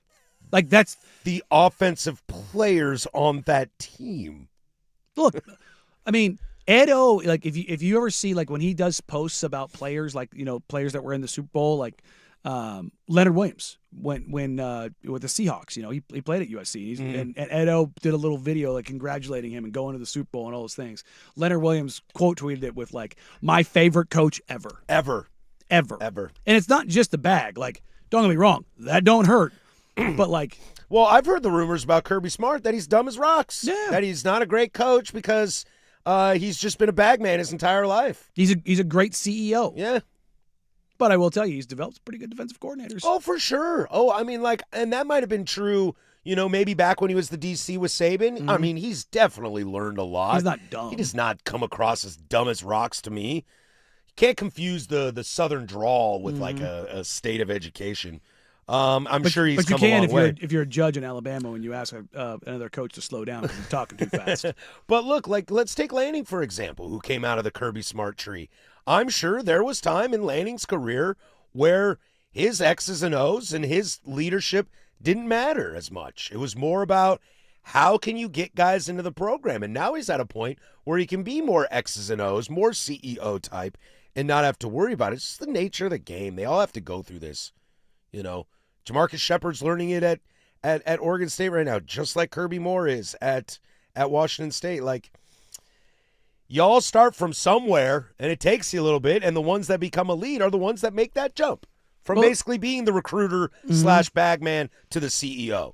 Because Mario was a player, played in those U teams that everyone's getting paid, so he kind of saw how it happened, evolved it in his own way, gets hooked up with Saban, and now look at him, he had his team in the national championship. We're all pretty critical of Mario. I don't know if that's regional bias, you know, due to the Oregon situation when Mario was there.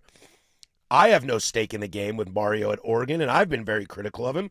But I think he told us all to shut the hell up this year by going to a natty. And playing it tight with Indiana, who looks like an all-time team.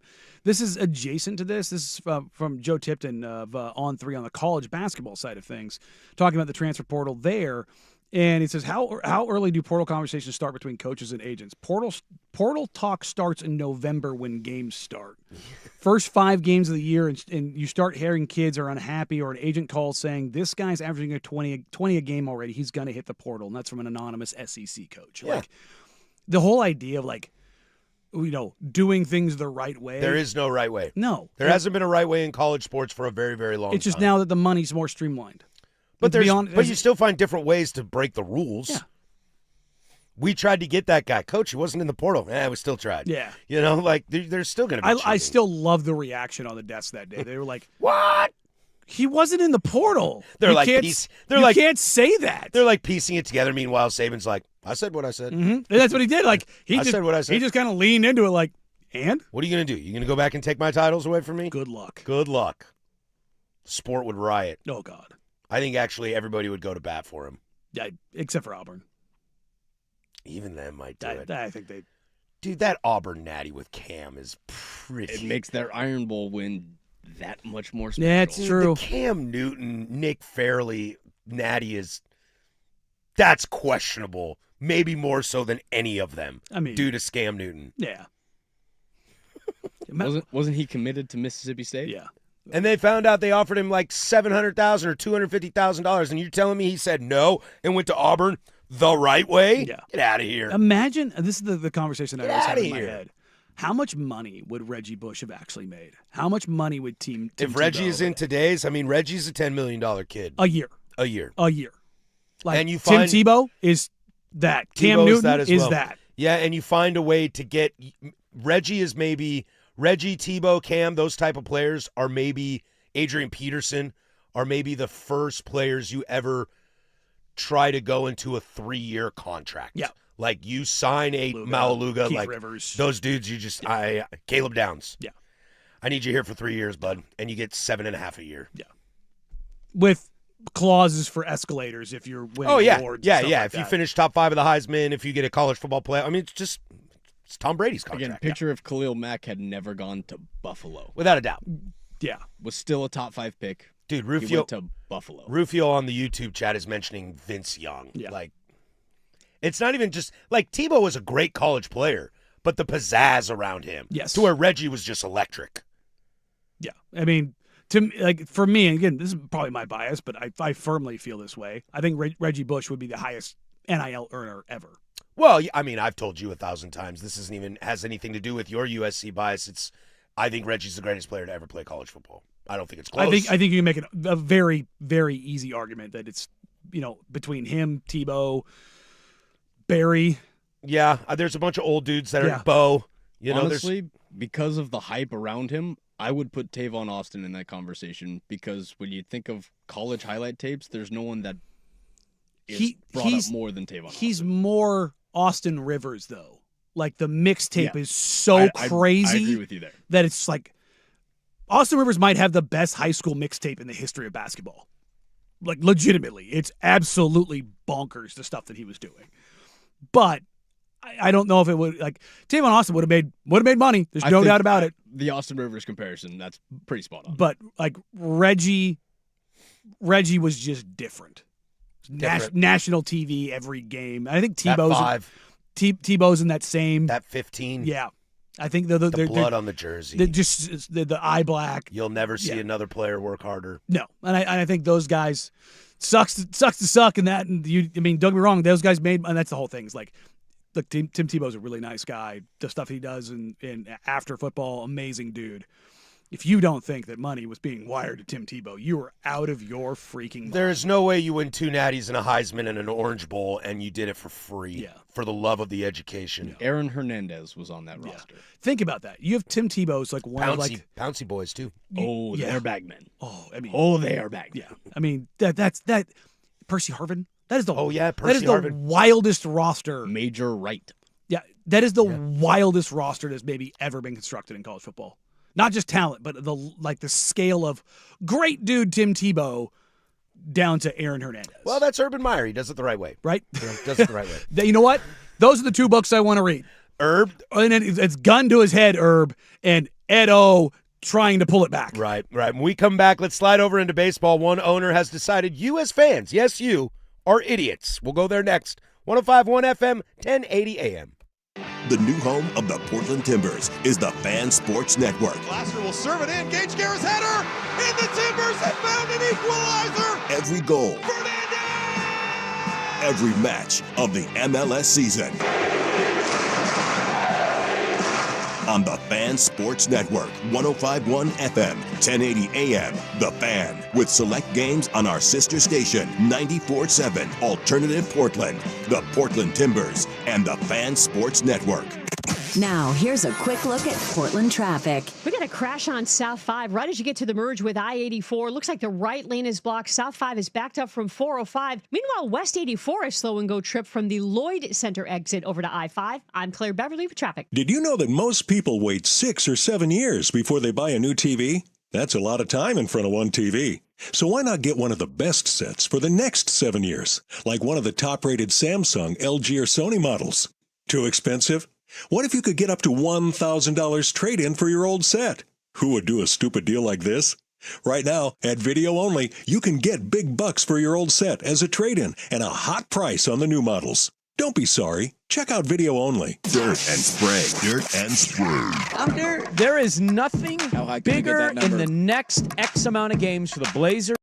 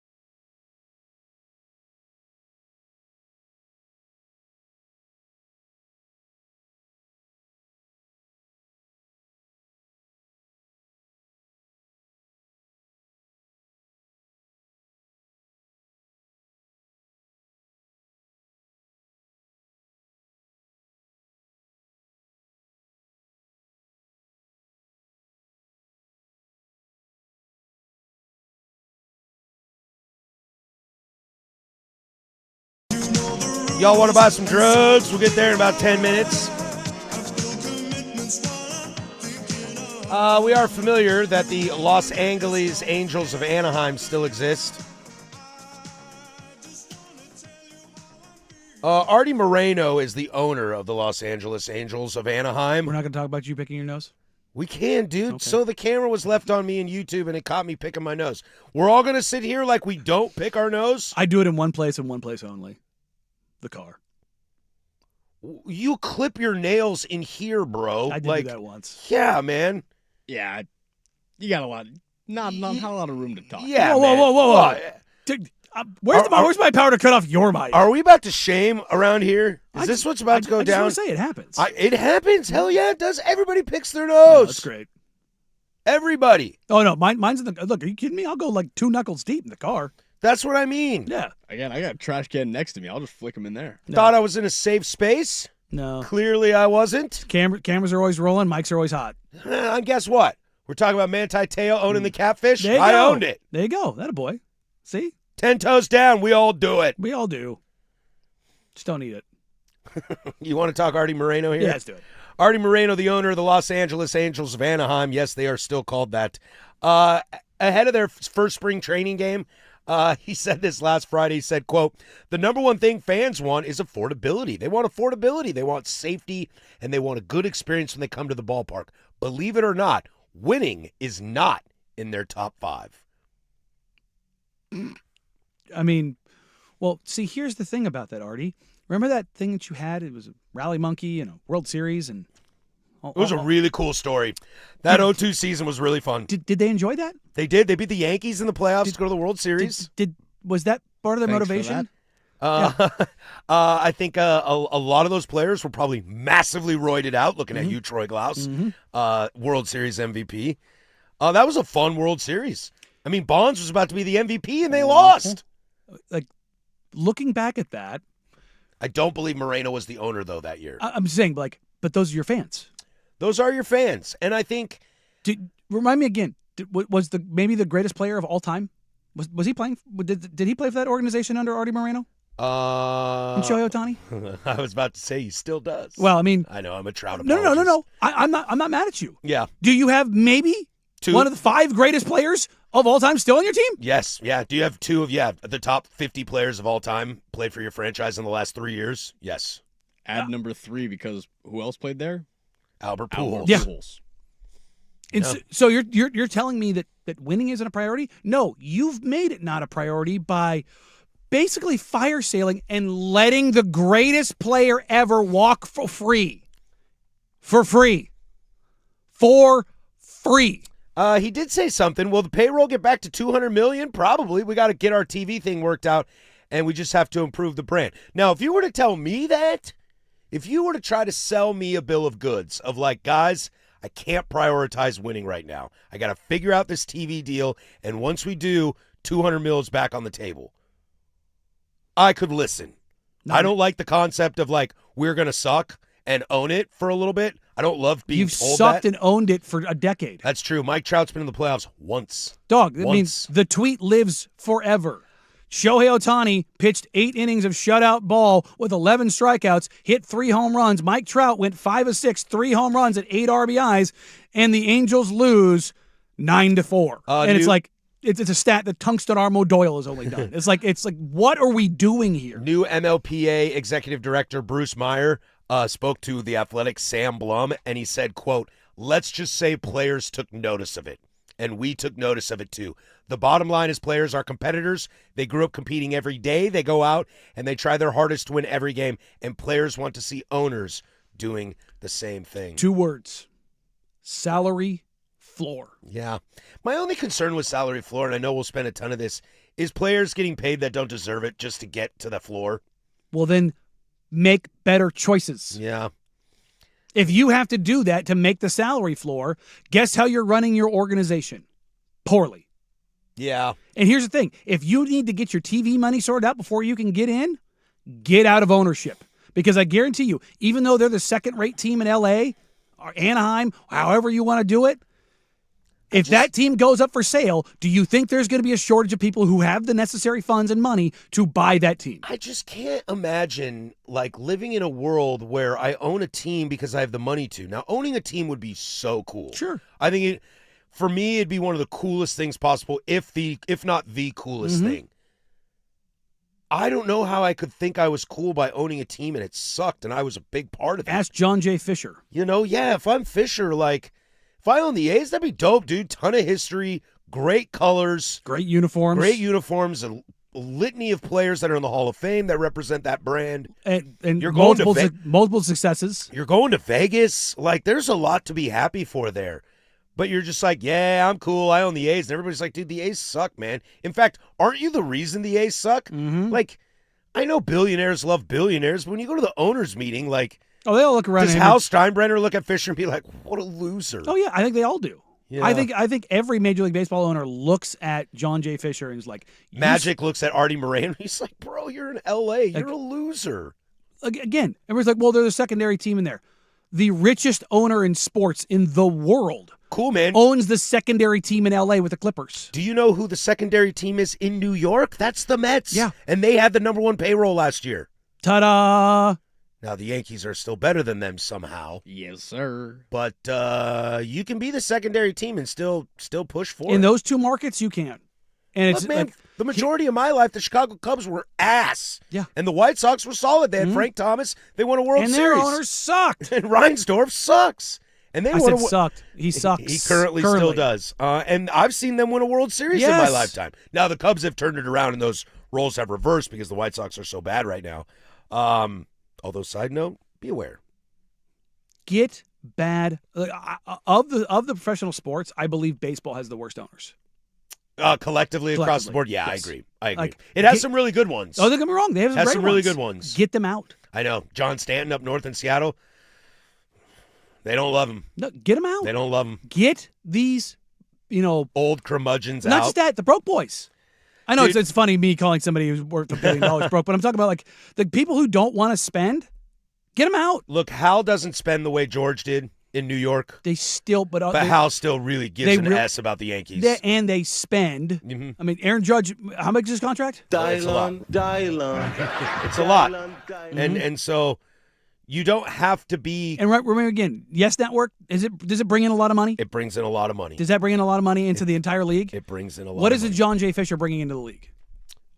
Vegas. What is the Reds? What is the Reds ownership group bringing into the league? What is the Rockies ownership group bringing into the league? Nothing on both of those accounts. What is the Marlins just sold? So never mind. The Tampa Bay Rays. What are they bringing into the league?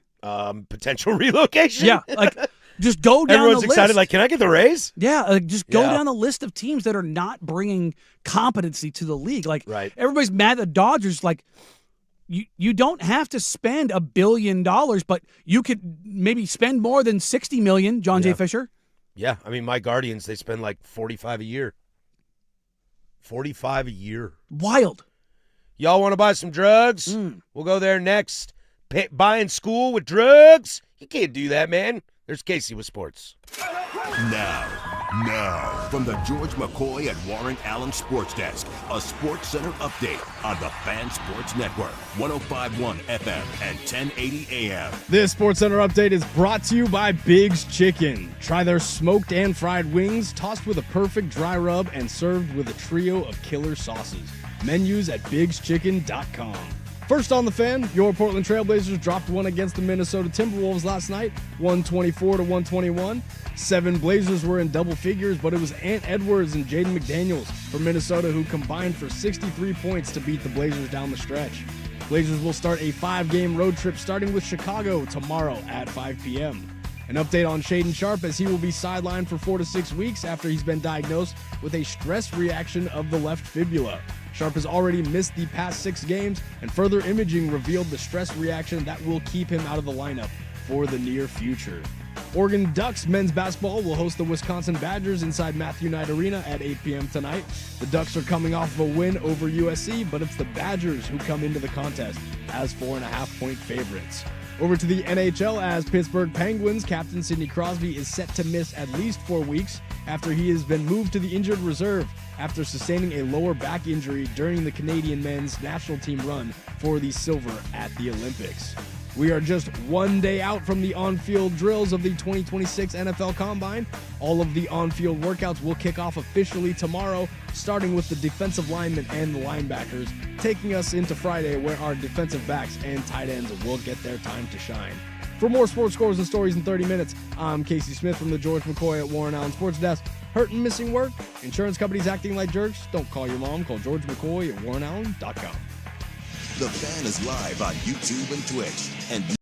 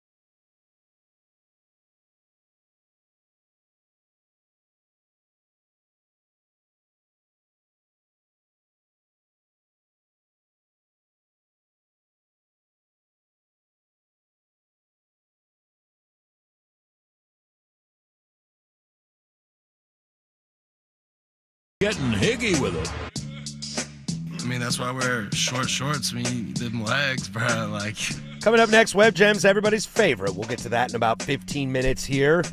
Is this a real sport? That's the question we'll ask. Well, if you can get hurt like a real sport, then it must be a real sport. Real quick, can you hear this song and not stank face?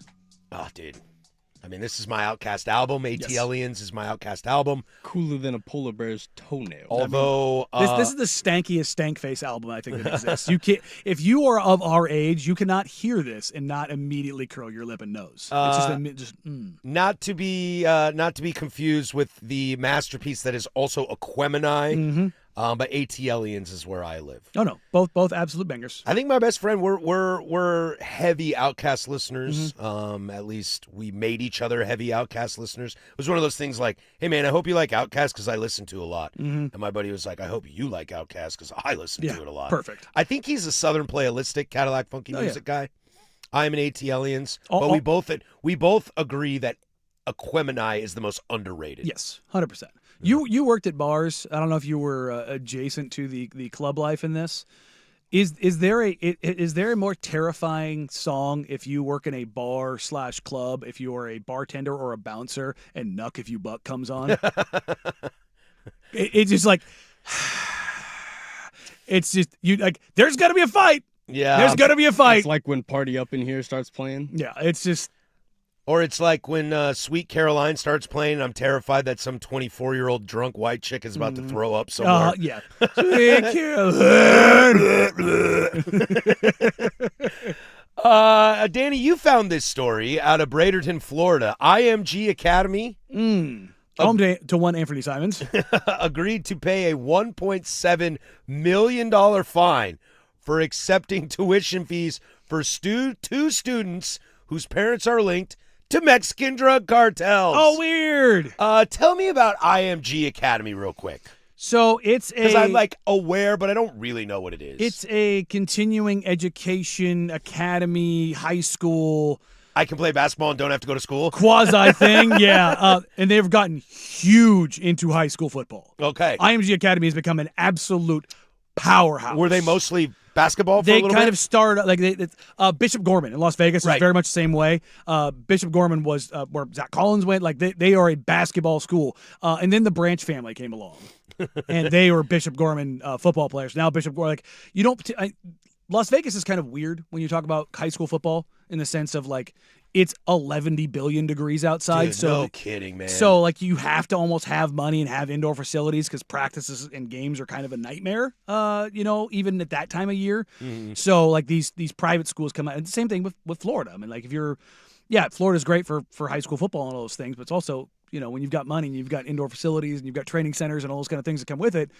But yeah, IMG is a place where a lot of times you will see players relocate. Didn't the tight end from Central Catholic, didn't he go to – oh, geez. I want to say that there was a tight end that was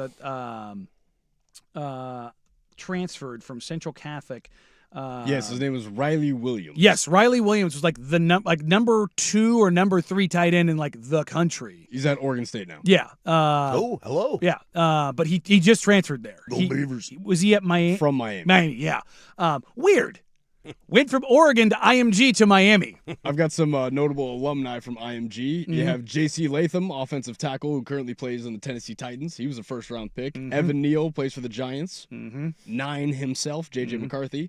Greg Newsome II, Cesar Ruiz, Nolan Smith, who just won a Super Bowl with the Eagles, Grant Delpit, safety for the Browns, Andre Sisco, KJ Osborne, Daniel Falele, and Robert Hainsey. Okay, so a litany of NFL players over the last 10 years. Now, now let's ask the next question. Where is IMG located? Well, in Florida. Okay. But also, like, what's the best way to ask this? What's the Mexican cartel's game in this? Dude, they launder money through resorts. What makes you think that they wouldn't launder it through a secondary or continuing education academy type school? Like, are you at like? Is this one of those things where like they pay off tuition payments were between $97,000 and change to $102,000 and change, an acceptance total of 89 payments, wire transfers. Dog, they were taking $100,000 a year for tuition. Dude, that's expensive. That's out of state tuition to go to USC. Yeah, I believe out of state tuition for USC right now is like $96,000. Bro, you can go to Wazoo like 3 times for that. Yeah. But they find a way to like waive that all Is this one of those things where like the player gets out and goes to the NFL and then has to like pay these guys back?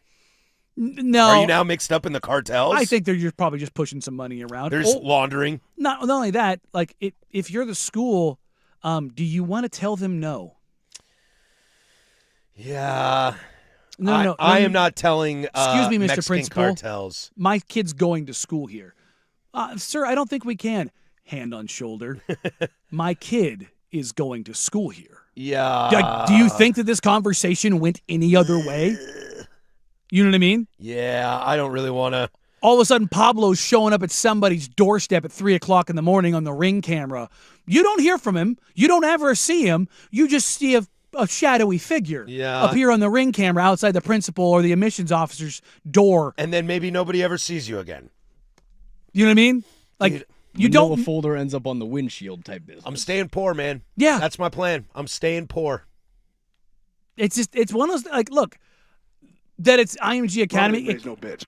It could happen legitimately to any of these schools. Anywhere. And it's like, yeah, when there's prestige on the line and all those kind of things, and you know what prep school you go to, what preschool you go, what they don't call them preschools. It's the preschool and the pre-kindergartens now. They have like a particular name for them now, like that sets you up for like getting into the academy, that sets you up for getting into the private school, that sets you into getting into the charter school, that sets you up into the post-education academy. Like it's like if you don't have these marks on your record now, or these things as part of your education record, you can't get into Harvard. I'm worth $1 million.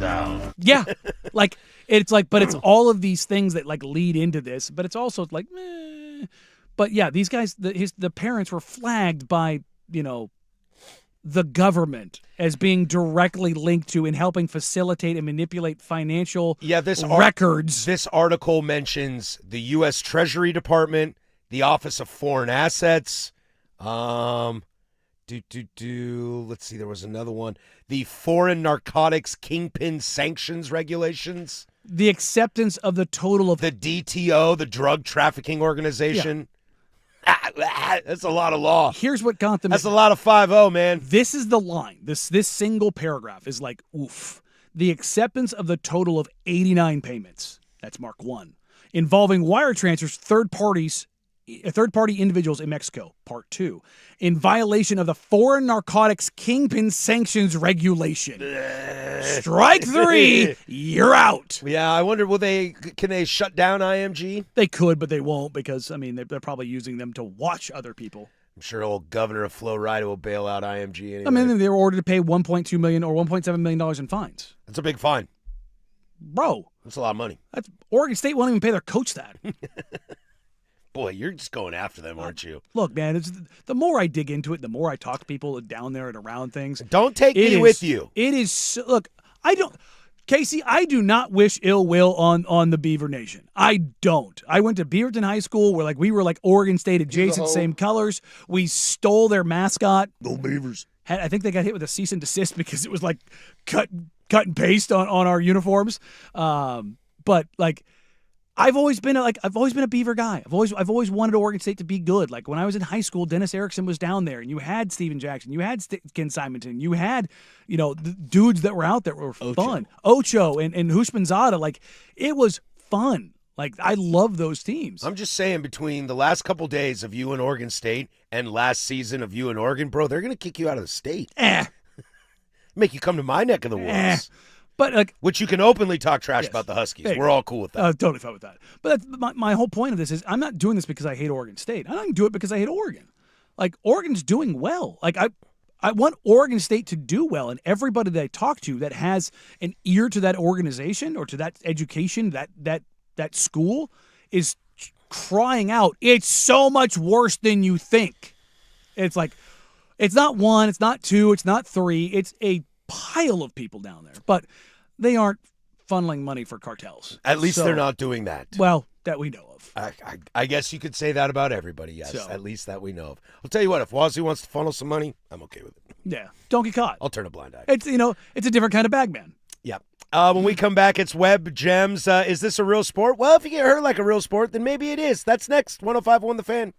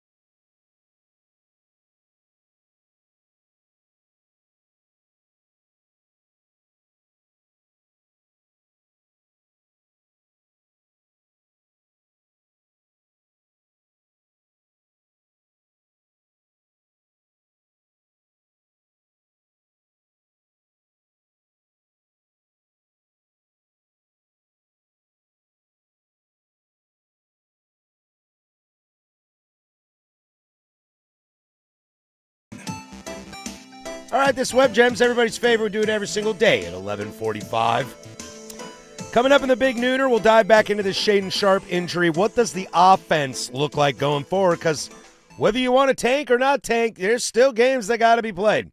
Plus a little nugget out of the NBA, and finally want to get to this World Baseball Classic situation with pitchers. Very confusing, loaded final hours, so don't go anywhere. But Web Gems comes to you today by way of the world of poker. I asked the question, is poker a real sport? Well, if this happens, maybe it is. Right now we just got to dodge a king or a jack. Well, a queen comes off. This gives Justin 4 more outs. A 10 would now give him an ace-high straight in the victory. So Justin Smith must catch a king. There's the board. Can he escape? Oh, it's a 10. Oh! Back-to-back double ups by Justin Smith, drawn out both times, Vince, to stay alive. And look how excited he is, his fans, his friends. Fix that tomorrow. Let's go. Wait a minute, Vince. Something's wrong out there. We'll operate it on it tomorrow with the million. Yeah, there's something very wrong. He's doubled over. He's really in pain. Yeah, it snapped. What the? This is no bluff, let me tell you. Poker injury. I told you this. Unbelievable. I told you this is an injury sport, man. They say that poker's not a sport, but this is like. Well, this is pretty serious. People are rushing to Justin's side. I'm really hoping it'll be okay. I may be able to play. I'll play it out. Tournament officials have stopped the clock. We're going to find out what's going on, and we'll be right back right after this. That man tore his ACL celebrating hitting the 10 on what was that? Was that the river? Yeah. Okay. Yeah. So which helped win him $1 million. On the flop, he gets the ace. He's got king jack, and he goes all in. And he's up against pocket aces or pocket eights, excuse me. Gets the ace on the flop, and then queen 10, and it lands for him perfectly. He had a 22 or 24% chance of hitting it with the ace high straight. Yeah, and is able to pull that out. He gets up. The camera unfortunately does not cut to him when he jumps up, but he jumps up and down and tears his ACL and gets doubled over, and it's like old man and grabbing his knee, and the camera pans to him perfectly, and he's bent over at the waist, and he goes, "It popped." And he goes, "We'll operate tomorrow with the $1 million." That's the guy in the background, yeah. But if you've ever torn your ACL, you know exactly what it is. I have not, thankfully. It for me, the first time I tore mine was wakeboarding, and it sounds like in the back of your head, you know when you snap a tree branch that's like not dry but still wet. It has this crunch to it. That's what it sounds like. It like echoes in the back of your head. That's gross, man. You could hear it like reverberate in your body. Yeah, that's difficult. Nobody's ever completely torn their ACL and not known, I just tore my ACL. It's just one, like, even the poker player may or may not have never torn his ACL. The second you do it, you're like, oh, that felt different than anything else I've ever experienced in my entire life. That's what a torn ACL feels like. I will take the ACL over the Achilles. Oh, God, yes. Every time. I want to avoid that like the plague. Yep. The whole floppy foot of the Achilles is just. Dare I say I'll take the cancer. That's one I will not take. I'll take the Achilles over the cancer. I know, but like my uncle died of it. He had cancerous tumors breaking through his skin. I just really don't want that thing to snap. Oh, it's so scary to me. No, I mean the recovery process, the rehab, and what it does to the rest of your life. And that's the moment when I realize that I am a bitch. Is when that thing snaps. What's the worst injury? Because I will double over and die. What's the worst injury you've ever had? I tore a meniscus. No surgery needed. I have been hit in the face with a hammer. That's true. In the nose. That's probably the worst. I think that's it. I had a hernia when I was a baby. I'm pretty lucky. Yeah. I've broken my nose twice. Did you have to have surgery to repair it? No, they snapped just adjust it both times. I avoided that one, but I did have obviously. I tore some ligaments in the top of my foot jumping over a fire. Yeah. I've shared that story with you. Have you ever had anesthesia? I mean, does like wisdom teeth count? That counts. There you go. Yeah. So I've had wisdom you've teeth. been out. Okay. I thought I had a stroke not too long ago, and I had an MRI. Well, then we also smelled toast. we both had the same look on our face at the same time. Like, are we both stroking? I have had my head in an MRI tube, which is very difficult. Claustrophobic? Whether you're claustrophobic or not, it's it's just like the giant magnet spinning around and round and round, and you're in this tight space. Just makes it tough. I fall asleep. Oh, lucky you. It's- My problem is there's like these series of beeps and clicks that were a rhythm and a pattern. Oh, brain focused. Oh, massively focused on see, that. my brain goes the complete opposite way. It's like soothing to me. The only I don't get claustrophobic unless I can feel it on my shoulders. And a lot of those MRI machines, I could lose every ounce of fat on me. I'm still gonna be this wide. Like my shoulders are just that wide, and so a lot of those machines, my shoulders, even when I'm tucked in, rub up against, and I don't like that. Yeah. I've only had to do that like a couple times.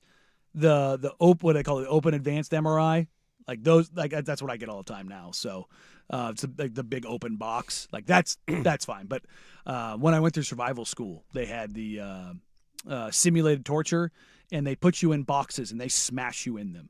What I didn't know at the time, because I was blindfolded and bagged, there's like little slats that they can adjust the size of the box. Oh, depending on the size of the human. But they put you in there like toothpaste in a tube, and they push down on it, and then it clicks in, but you don't realize that it can be adjusted.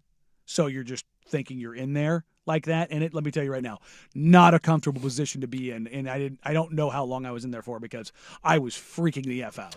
The good news is that I did not have a stroke. It was just a panic attack. Yeah.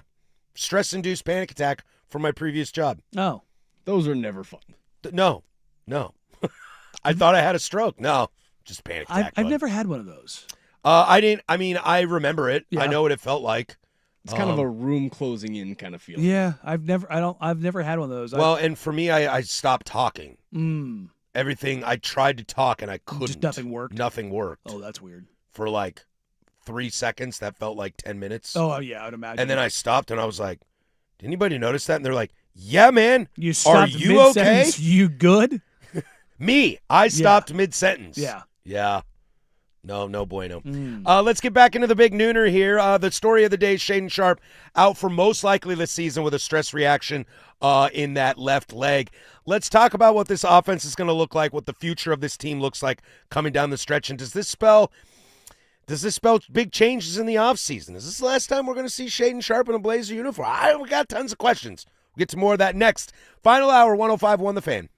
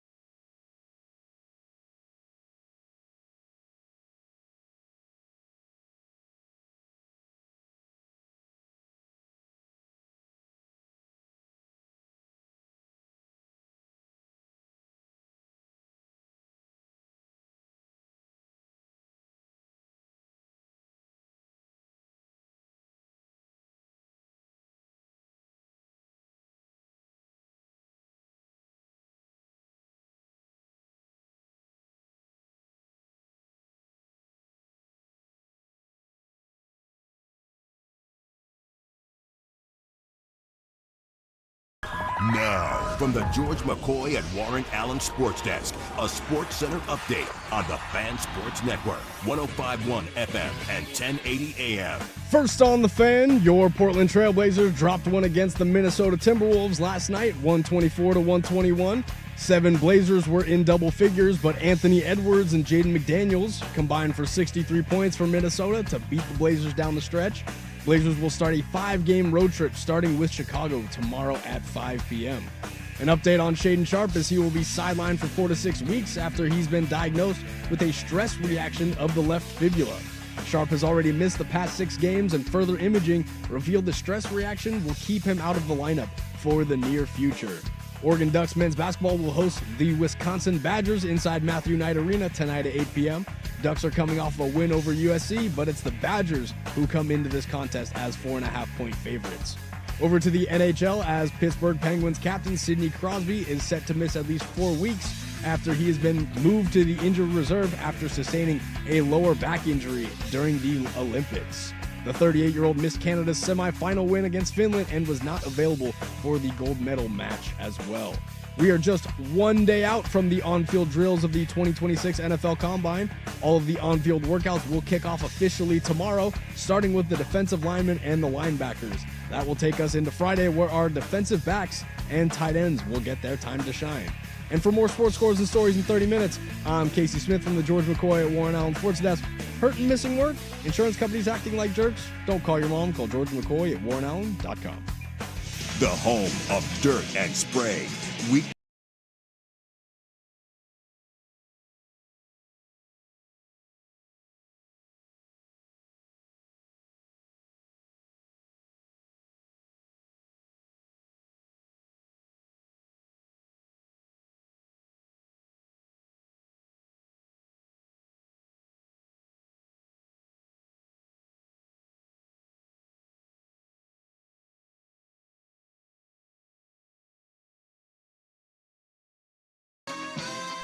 Two down, 1 to go here. The firm of Harris and Meringue. Patrick Harris with you, Danny Meringue right over there.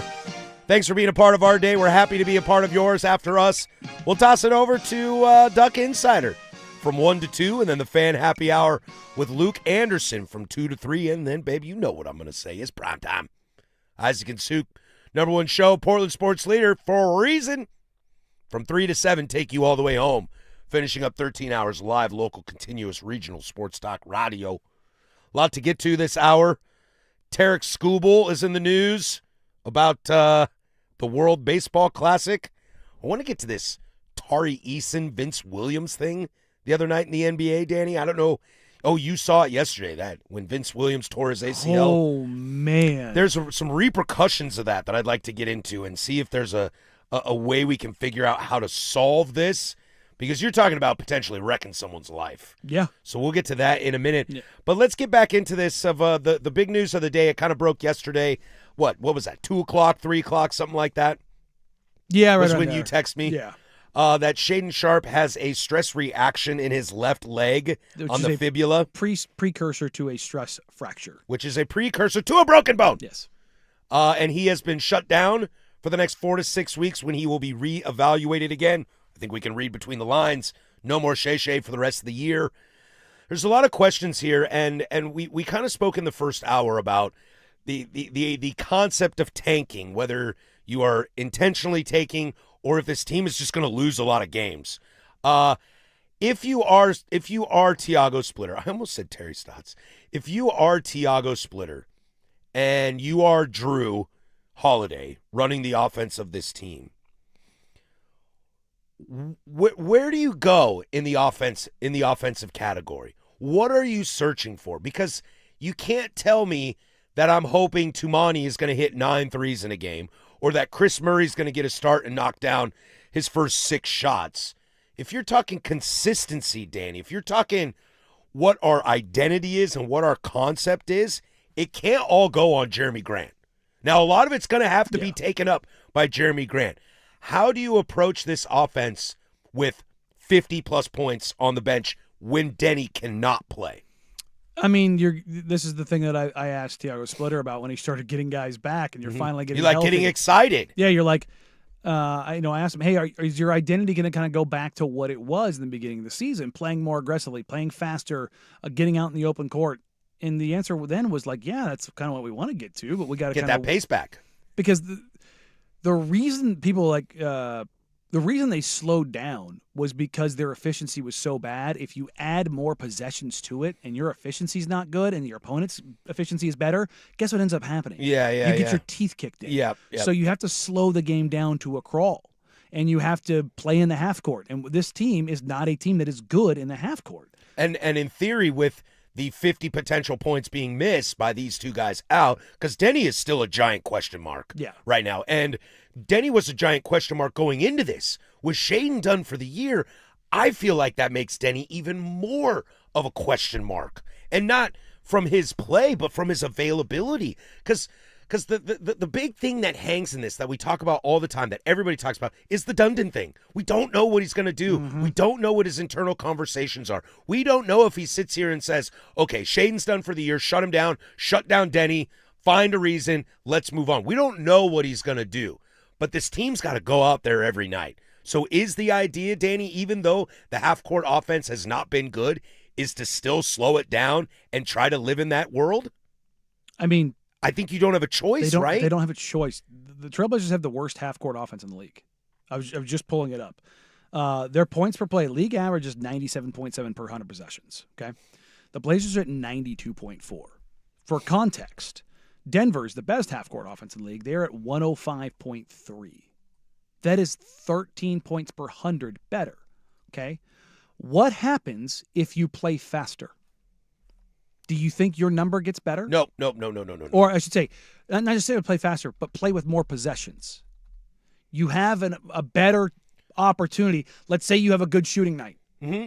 You can more possessions, good shooting equals lots of points. Well, no. I'm saying less possessions. Oh, okay. Now each individual possession matters more. And if you're making those buckets, you're doing great. And you have an opportunity. If you're not, you're getting your teeth kicked in. Yeah, that's what it's bad math. Yeah, it's what scares me that I'm gonna know how this one thing that has always kind of bothered me about the NBA, and it's been this way for a long time, is lots of really high competitive games really boil down to the last 5 minutes of the game. Yes. You can't win a game in the first quarter, but you can lose a game. In you can still sense. go on big runs. I mean, we saw, take example, I know college is different than the NBA. Take BYU Central Florida last night. BYU is getting lit in that game by 35 at one point, I think it was. And then DeBonsa shows up and they only lose by, 12, 13, something like that. College basketball is also so you can playing at the highest offensive efficiency ever. Basketball is a game of runs. It always has been. So you can come back to it. I worry that case will no longer exist. And in that first quarter, if Donovan can't make a couple good buckets early, if you don't get a performance from a Chris Murray type player who gets into the starting lineup. Tease, who gives you 10 points last night in less than 10 minutes. If Jeremy doesn't get to the free throw line like he does last night and has that rough shooting night, dude, halfway through the first quarter, you can turn this game off. And that is how I always talk about mediocrity. Yeah. That's a very dangerous place to be. And that's why they have to kind of control things. And, the thing about that, though, is it gets hard. Sure. It gets very hard to play that slow and methodical when you don't have a point guard that can probe endlessly, when you don't have shooting that can space the floor and be constant threats. Adding Veit is helpful. And Donovan Clingan, knocking down some threes. But here's the thing. They're the difference between the two guys. Yes, you're going to cover Veit in a way that's terrifying. And I know he hasn't, lit the world on fire since he's been a Blazer, but the profile on him is don't leave him. Don't give him airspace. But Donovan Clingan, they're just going to let him shoot. Totally. And if he's 0 for 3, then you're like, well, we know how that's going to go. But even if he's 2 for 3, that's just bonus points. They don't. It's the thing. Defense is they're not going to care. It's not a shot at Donovan Clingan. It's how shooters or shooters that don't have a shooting profile are treated. 99% of 7-footers can shoot whenever they want from 3-point range. Yes. Brook Lopez gets covered. Nikola Jokic, Kevin covered. Durant, Dirk Nowitzki get covered. But I'm talking, I just named 3 of the top 50 players of all time. Yes. If not the top 25 players of all time.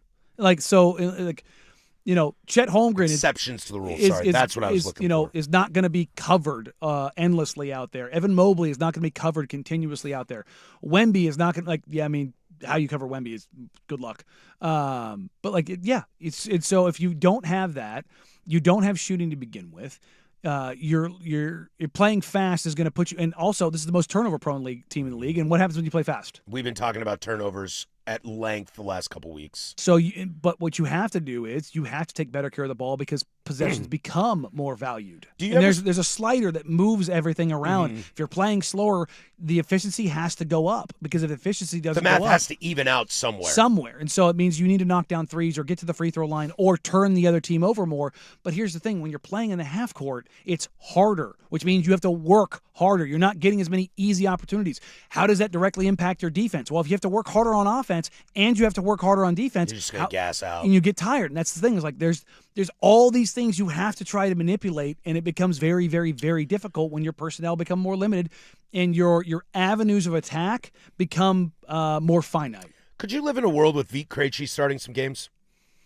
Yeah. Just to try, spark some offense at the 2 spot? I wouldn't be against it. Yeah. I don't know what you got to lose. But also, it's easier to manage minutes for guys coming off the bench and kind of where you move them around. But yeah, it wouldn't. Can Vít play 30 minutes a game? Yeah, and I'm not worried about that. It's Yeah. just like what who you pair him with, because off the bench right now, Scoot and Vít.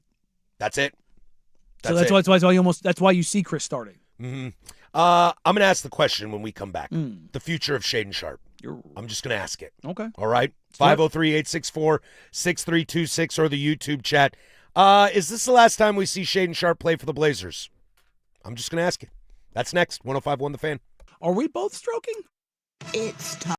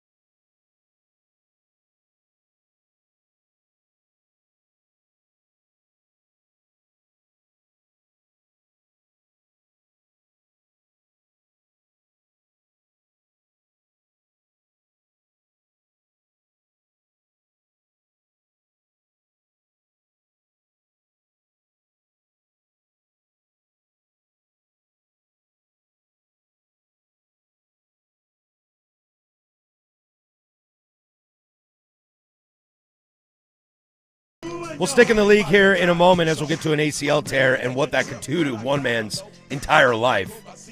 But we're having this conversation about Shaden Sharp, Danny, and I'm not trying to be hot takey. You know, I'm not trying to stir the pot. No. I think the loss of Shaden Sharp has really kind of put this season into some real perspective that maybe I didn't have throughout the entire season that I do now. If I were a gambling man, and I am not, for good reasons, because I'm an idiot. If I were a gambling man, I would say the Blazers get the 9 seed, lose the playoff game, and have a draft pick 10th, 11th, or 12th. I mean, it's probably the most likely outcome. Probably the most likely outcome, which means unless you really hit on a gem, this team looks like it's going to run it back next year. And I don't know. Oh, I think it's way too soon to say that. You think so?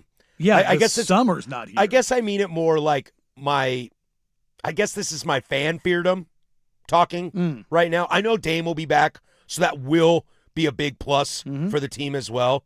I don't know how much of a game changer it will be. I don't mean that negative. I mean, honestly, I don't know how much of a game changer that would be. Do you see a world in which we saw Shaden play his last game as a Blazer? I mean, that possibility exists. I think it has to exist. I mean, if he's out for the season and let's say the Blazers make a massive trade, it's who's more likely to be traded in a massive deal? For another team to want them. I would assume the assets you want from the Blazers in a massive deal would be the kids, Donovan, Scoot, or Shaden. Oh no, it starts with Denny. Well, yeah, but I don't know if you're talking about a massive deal. Yeah, it starts with Denny. I would be very surprised if the Blazers moved Denny. I would be very surprised. Too. I mean, teams are going to ask, of course. Yes. But I think if not Denny, I think it goes to the kids. I think Donovan's untouchable, in my opinion, just because of size and the position that he plays. So you're looking at Scoot and Shaden. If you're trying to build this roster better, I don't know if this is just me feeling negative, but the Shaden Sharp being moved in the offseason feels a lot more real right now. I don't know. I don't think it's necessarily real, but I think if you were talking about making a big move, like if you were going to go, if a new owner comes in and wants to make a big splash, the poison pill's gone in the summer, like the access to draft capital and all those kind of things, like that's where you start probably. Yeah, that's where you start. But you bring this up with Shaden too, and I don't know where I sit on this, but I'm starting to at least form an opinion. And remember, I'm a Shaden guy. Oh, I know. I don't want to trade Shaden. Unfortunately, Shaden might be injury prone. He's had the shoulder. He's had. It's a fair point. The core. Now he's at the calf. He's had a couple other nicks and knacks here or there. But he's had 3 pretty serious, shut down for multiple months types injuries. I think that's a fair thought. And they're different ones. That's what always I don't know what I dislike more. The guy whose knee is cooked, or a guy who just has injuries all over. I believe last year is the only year he played over 50 games. Now, the counter argument to that, I would say, is that he's still young. Body's still developing a little bit. I mean, I can make that argument. And maybe some of those are misfortune or part of that body developing. But you're right. I mean, he rolled his ankle in a practice, sat out, and went 7th overall. Right. Never played a college basketball game in his life. Never made it through a full practice. So this is what you have so far for Shaden Sharp's career. His rookie year played 80 games. Second year played 32. Last year, 72. And if he's done this season, 48. If he's done this season. I want an update. It's 4 times 7. 4 times 7 minus 1. I want an update. I better get my update, Danny. You aren't getting anything. It's 4 to 6 weeks. I think you have a valid point there. The toughest part of this, and this is what's so interesting about Shaden, is he's become such a polarizing player on this team and the fan base, or at least the ones we hear from. There's a lot of me out there. I want to see Shaden play. I want to put some onus on him. I want to not necessarily give him the keys, but I want to unleash him and let him go. And there's some people that think, he's a good trade piece, and maybe he's not the guy. Maybe he hasn't quite developed the way we want him to, so let's move him. I think what's terrifying and scary for some fans when they hear this news about the stress reaction is the fear. The fear kicks in, like you're saying. Maybe he's injury prone. Maybe he's not the guy. And if Shaden's not the guy, or if he's for some reason continues to get injury prone and isn't moved, the future of the team looks scary. How so? Because that's your mystery box with the most potential. Is it? Who's got more potential than Shaden? Who is more likely to make an all-star team on No, that's not what I said. No, that's exactly where I'm going to go. Who is more likely to make an all-star team on this roster? Denny Avdia. No. Donovan Clingan. There you go. Yeah. That's Damian Lillard, Drew Holiday. What is a harder position to fill in this league? A defensive 7-foot anchor or scoring guard? Center, for sure. Okay. Oh, I agree with that. But I'm saying, but potential? My idea of potential is what gets you closer to winning. And I think when I am asking about potential, I am saying which player has the highest ceiling. Not in terms of fit in the city or on the team, but who could. Dude, for the longest time, they called this kid Baby Kobe. And if you're called Baby Kobe, that tells me you have a ceiling. Look, I love Donovan. He's my favorite player on the team. He ain't going to be Shaq. No. He ain't going to be Nikola But Jokic. I think his ceiling as far as impact is higher than Shaden's. Well, impact is different. I'm just talking about raw, sheer talent. And I think Shaden might sheer have... talent doesn't translate to crap. But that's what I was saying, though. But I'm saying... I think that's why it would be tough to lose Shaden. Because the mystery box is so big with it. I don't think, and this is not a shot at Shaden, this is just across the NBA in particular. There are guys that are otherworldly talented, but their ability to translate to winning and being impactful is severely limited when comparison to their talent. So Basketball's weird that way, and it matters who's around you as well. Unless your impact is greater. There are guys who aren't that. Damian Lillard will tell you right now that he is not the most talented guy. He has said it his whole career. There are so many guys that are more talented, but his impact is otherworldly. Mm-hmm. I don't care about talent. I care about impact. Sure. And to me, who can be more impactful on this team? And you don't think that if Shaden's talent continues to rise and rise, that he can be the most impactful? No. You cannot convince me that he can be more impactful than Denny Avdia. That maybe 24, 6 and 4 is kind of his ceiling. Which again, Shaden, that's a nice player. That's a really good player. It's a really nice player. But I don't think he's more impactful than Denny. Yeah. Like Denny's gonna, if he makes the threshold, Denny's gonna make an All-NBA team. Yeah, if he gets it. Like 23 games, 17 needs him. Like that's impact. Sure. I guess. You know me, man.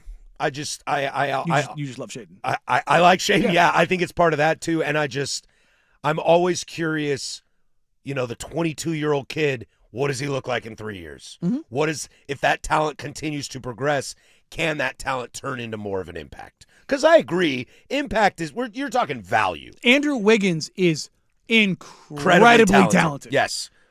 But he did play well when put around the right people. Yes, when he was it was fourth guy. Yes, but it was not his. Yes, I agree with that. So that's kind of what I'm saying with that. And it's not to say that Shaden's not good. It's not to say that he's not talented. But impact. If you're talking about this team in particular, if the Blazers made no moves and Shaden comes back and all those kind of things, and they run it back, quote unquote. Mm-hmm. Number one, I would be pretty surprised. They just run it back for holistically. Run it back plus Dame. I don't think that would happen, especially with new ownership coming in. That's not even knowing Dundon. That's just new ownership in general. Yeah, I would. That just doesn't. If I were the owner, I wouldn't want that. That doesn't really happen. You want me to run it back with a 9-seed team? Pass. Yeah. So I'd rather suck. But the thing that sucks here is that as Shaden, he took on more burden and he did score more and he has shown growth. Had some nice games before he got hurt again. For sure. He was really shining. And again, this is not a shot at Shaden. This is the holistic view of the NBA. If you're asking me about who can be more impactful on this team in the long run, it's Denny and Donovan, then it's Shaden. Still be nice if he could be impactful, keep him around. 100%. Yeah. All right, when we come back, there's another story in the NBA of an injury that could really change somebody's life, and I don't know what the answer is, but we're going to try to find it. There's Casey with sports. Now, Now, from the George McCoy and Warren Allen Sports Desk, a Sports Center update on the Fan Sports Network, 105.1 FM and 1080 AM. First on the Fan, your Portland Trailblazers dropped one against the Minnesota Timberwolves last night, 124-121. 7 Blazers were in double figures, but it was Anthony Edwards and Jaden McDaniels for Minnesota combining for 63 points to beat the Blazers down the stretch. Blazers will start a 5-game road trip starting with Chicago tomorrow at 5 p.m. An update on Shaden Sharp as he will be sidelined for 4 to 6 weeks after he was diagnosed with a stress reaction of the left fibula. Sharp has already missed the past 6 games, and further imaging revealed the stress reaction will keep him out of the lineup for the near future. Oregon Ducks men's basketball will host the Wisconsin Badgers inside Matthew Knight Arena tonight at 8 p.m. Ducks are coming off of a win over USC, but it's the Badgers who come into the contest as 4.5-point favorites. Over to the NHL, as Pittsburgh Penguins captain Sidney Crosby is set to miss at least 4 weeks after he has been moved to the injured reserve following the lower back injury that he sustained during the Olympics run. Finally, we are 1 day out from the on-field drills of the 2026 NFL Combine. All of the on-field workouts will officially kick off on Thursday, starting with the defensive linemen and linebackers, and that takes us into Friday, where our defensive backs and tight ends will get their time to shine. And for more sports scores and stories in 30 minutes, I'm Casey Smith from the George McCoy at Warren Allen Sports Desk. Hurt and missing work? Insurance companies acting like jerks? Don't call your mom. Call George McCoy at warrenallen.com. The home of the Fan Happy Hour with Luke Anderson.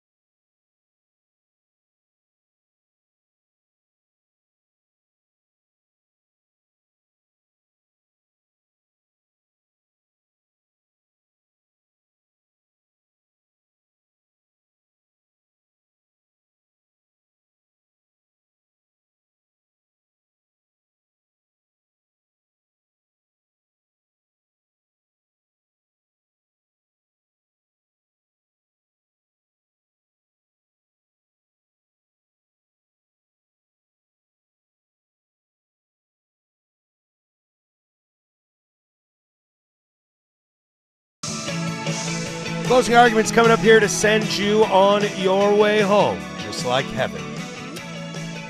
But one little kind of injury nuggie from the association. This happened Monday night, I believe. The Vince Williams thing, Danny. I think that happened Monday night. Who was it that hit him? We were just talking about this. Why is my brain emptying right now? Tari Eason. Mm-hmm. Tari Eason collides with Vince Williams, and it's kind of nasty. Do not watch it if you are faint of heart. No. The injury's nasty. The collision is gooning it up a little bit. But I'm not. I don't think Tari Eason was being dirty. That's not what I'm trying to say. I meant the injury is really nasty to look at. If you were our age, you remember Willis McGahee. That's what happened. It's something like that. His knee goes like 30+ degrees backwards. Nick Chubb for those. Yes. For those, I love that we have you to put in context. Yeah, there we go. For the youngs, for the youth. To put it in context, what happened? It's a run out. Tari Eason's running down the left slot, and he just goes out of his way to kind of shoulder Vince Williams Jr. and play physical, and it knocks him off balance, and he lands on his right leg the wrong way, and his hips are hanging over, and when he goes to plant on his left leg, it just overly translates into a violent hyperextension of his leg backwards, which turns out he has torn his ACL and will miss the next 8 to 12 months. Mm-hmm. Now, here's where things get real tricky for old Vince Williams. He has a team option next year for $3 million that will almost certainly not be picked up because if he's not going to play all of next year, are you going to pay him $3 million? If you want to keep him in house, sure. Sure, but I don't know if that's the right business move. You know what I mean? So what I'm getting at here is Tari Eason inadvertently, I would say, cost him $3 million and maybe it. Vince Williams Jr. is good enough to get another contract. I mean, how's he going to come back from it? You just don't know. Well, ACLs aren't the death knell they used to That's be, true. for sure. That's a fair point. But also, I mean, look, very different players, very different scenarios. Damian Lillard's being paid $14 million to not play. Damian Lillard brings more to your team by not playing than Vince Williams Jr. 100%. But also, if you're a bad team and the last guy on your roster is Vince Williams and you're letting him recoup, like if you're a tanking team, you can do that. Do you think they will? I think they could. It's the Jazz. Yeah. I just worry for the kid. Oh, I do too. But that's tough, man. This is why I brought up that whole thing with Nasir Little yesterday. Yeah. That's why you take your money. Take your money when you can, man. And that's the same thing with the NFL. We talk about unions and why guys won't give certain things up because stuff like this happens. I know, and I should be less numb to it. I don't know why I'm all up in my feels about it because in the it sucks. Because in the NFL it's like you cut. Yeah, I mean, remember Earl Thomas flipping the bird? Yeah. He was like, "No, dude, I don't want to get hurt out there." Went out there, got hurt. And that was the end of the boom. The official boom. Done. Boom roasted. Boom roasted. But it's one of those actually things. probably the start of Pete Carroll on his way out too. But that's the thing is Tank, bow, pow, bow, pow. But yeah, no, it's one of those things that just pops up and you just sit there and you look at it and you're just like, it can happen on any play. Now, I don't always know, so I have to ask you. Mm-hmm. His medical is still covered by the league, though, right? He's under contract, yes. But if he doesn't pick up a team option and he's not on a team? If he's a free agent, no. Oh, man. But surgeries and stuff at first. Oh, yeah, all the care that will go into that. So maybe his PT he'll have to deal with? Yeah. Dude, that stinks, man. Mm-hmm. But again, if you keep him on your roster and you maintain the bird rights and if he comes back and he's totally fine, I think there's a pretty good chance they'll pick him up because he's a good young prospect. Mm-hmm. He's not 19 years old, but he was a guy for the Grizzlies. People were like, oh, this guy can play. He's a rotation caliber player. Mm-hmm. There's no doubt about that. There's a place for him in the league. Yeah, for sure. And that's the thing is ACLs used to be ooh, bud. If you're Klay Thompson, you get the ACL on top of the Achilles.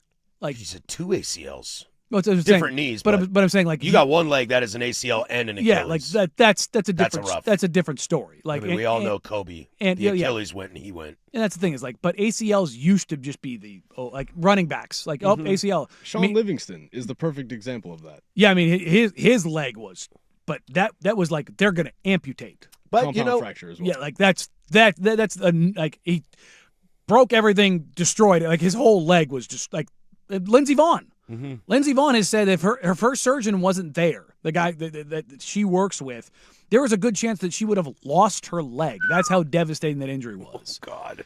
Yeesh.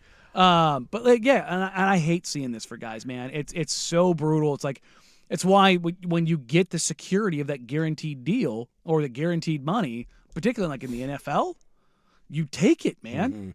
And that's why guys hold out. It's like, why aren't they out there practicing? Kids because in baseball something could happen. Yeah, kids in baseball are doing the same thing. When you get Ronald Acuna Jr. is making $17 million this year. Yeah.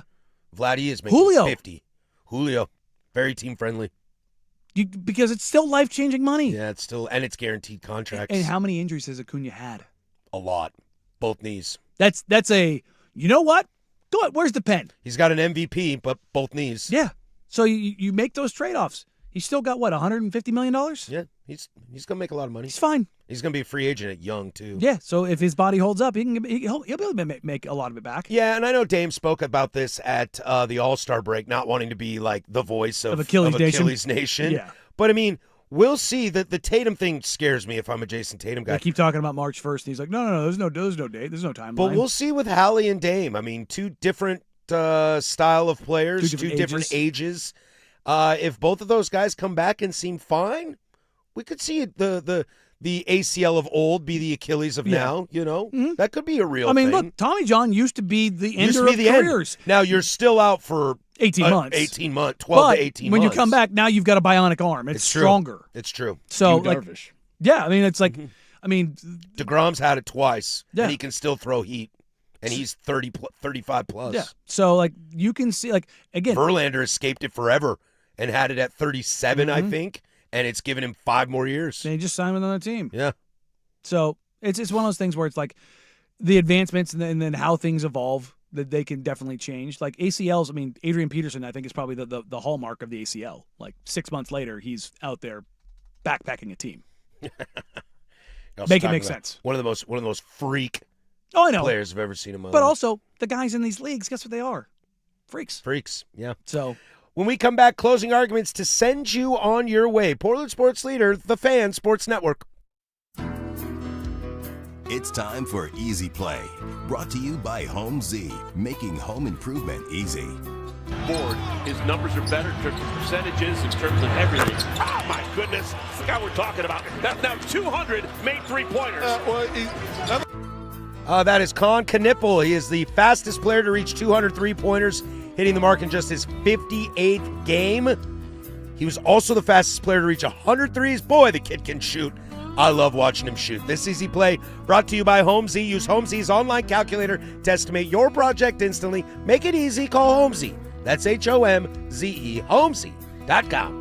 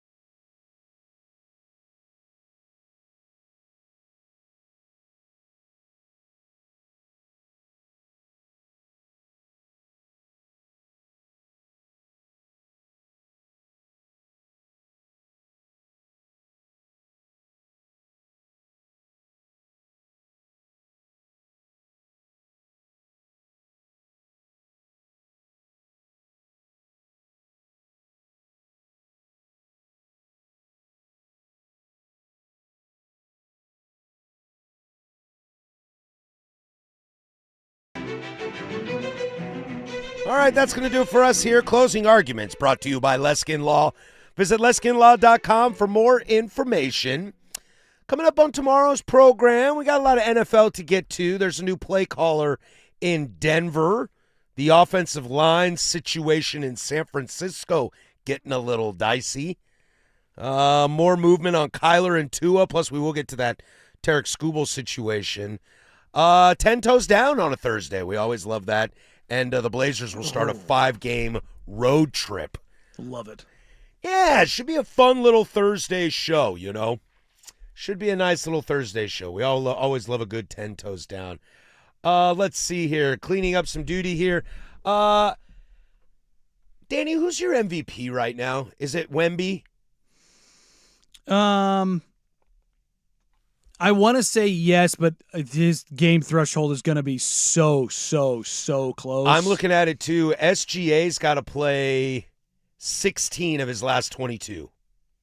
It's tight. Denny. It's Denny. Yes, 17 to 23. That's tight. Jokic has got two. Jokic has two.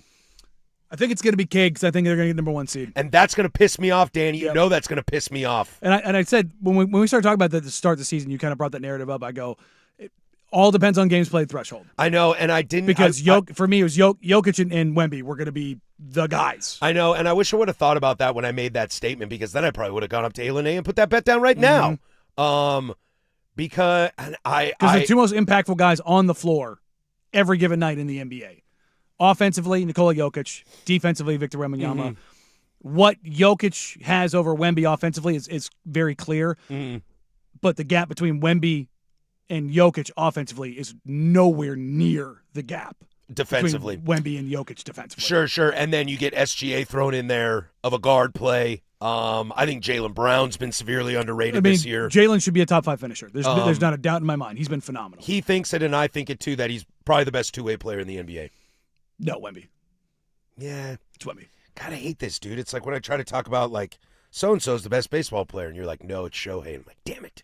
I mean, you're right. Look, I mean, we are living in an era now with Shohei and Wemby where they're. I mean, I think Jokic can be put in that category too, dude. He's a freak. He is, but Wemby's the freakiest freak that's ever freaked outside of. I understand that, but like Jokic, the way he's able to move without looking like he's able to move, still really impressive. When they played the other night, the stuff that he threw up at the rim, it looked like somebody was having a seizure, and yet it somehow falls off of his hand with the most deft touch you've ever seen in your entire life. It does not make any sense to me. I know that I get really frustrated in the NFL, and I talk about this frequently about rule changing and knee-jerk reactions, stuff like that. I can't help. Now, I didn't like this at the beginning. Well, I don't actually know where I stood at the beginning. I'm anti the 65 games. I understand its desire and spirit, and maybe I should let it play out because there are exceptions. It's like when people yell about, you know, the Panthers shouldn't get in the playoffs, shouldn't host a playoff game because they finished under 500. Well, the rules say that you win a division. It doesn't happen very often. Mm-hmm. And I don't love knee-jerk rules. And you got a good game out of it. And it got a damn good game out of it. And I don't love knee-jerk reaction rule changes to prevent things that happen very, very infrequently. But, dude, I think we're going to look at this every single year. And Giannis and Jokic and Luka and Wemby and SGA, and it's funny that they're all international players, as they're the front runners for MVPs getting knocked down. I mean, dude, like, when does it look? I love Cade Cunningham, all right? If Cade wins the MVP this year, what's the narrative going to be next year? Reigning MVP Cade Cunningham, yeah, because Jokic, Wemby, and SGA didn't make the threshold. I mean, it's no different than an asterisk, is it not? Odds for Cade Cunningham to win MVP are around 425 to plus 600. Plus 600? Still positive money if you place it. So what do we have for the list right now, as far as the MVP odds? Because they're going to fluctuate game to game with the 65 game threshold. But I wonder what they're at today, because availability is going to have a major impact on how that's going to shake out. And how do you feel about that? Do you like the 65 game threshold? I think it should probably be 60. I understand the spirit of the law. Yeah. I'm fully down the spirit of the law. It's the anti-Kawhi. I get it. Yeah. I get it, and I'm here for it. But if Jokic plays 64 games in 65, But what if he plays 59 instead of 60? There's always it's like the NCAA I get tournament. it. It's always I gonna get keep- it. It's always going to be somebody's going to be irritated. But Team 65 versus Team 70 now. The odds for MVP start with minus 125, Shai Gilgeous-Alexander, Nikola Jokic plus 310, Cade Cunningham plus 450, Wembanyama plus 2,000, Jaylen Brown plus 2,800, Luka plus 5,000, Donovan Mitchell plus 1,200, Anthony Edwards plus 1,500, Jalen Brunson plus 50,000, Tyrese Maxey plus 50,000, Kawhi Leonard 10,000. So I'm surprised that Wemby's that far back, and I'm surprised that SGA is still negative money. Do you think if the season ended today, SGA would win the MVP? No. I think if the season ended today, I think it would be Jokic or Wemby. I actually see. It's so funny. I just sat here and said that I love Cade Cunningham and I love his game, and I'm like pro Cade Cunningham. Yes, if he wins the MVP and I look back, I'm gonna be like, well, it's because of minimum games played. If Jaylen Brown won the MVP, I don't think I would think that. No, I don't think I would. That's not fair to Cade Cunningham. No. But I also think this whole situation is not fair, quote unquote. But it's also to narrative. Jaylen Brown. In the NBA, the MVP is so narrative driven. That's why I was on the Cade Cunningham thing, dude. I was just like, dude, people, why? I know Cade Cunningham to watch because I watch college basketball. Real Why quick. is this guy continuously being sold to me? Cade Cunningham and Jaylen Brown. What's similar about them that's different from everybody else? Their size. Mm-mm. What? Where did they grow up? Americana. Oh. Oh, Interesting. I was like, I have no idea. They're both black? Weird. Well, yes, that pertains into what Stephen A. Smith got into. No, today. I don't want to talk about I that know. loser. But it turns out, yeah, you don't need European stars, and American-born stars are going to be viewed in a particular way. That's always going to be the case. America's never embraced European stars. Nobody's cared about Jokic's MVPs, SGAs. Well, we did Their go up. fan bases. Well, do. there was that big tirade, though, when Joel Embiid got the MVP when it should have been Jokic, but they didn't want to give it to him for a third year in a row. What nation was Joel Embiid going to represent? That was I just pooped all over my argument there. Yeah, was it Cameroon or was it the USA? Isn't he France now? Well, he has citizenship in all three. Was he USA at the time? You think that's what got it for him? What do you think leads into that?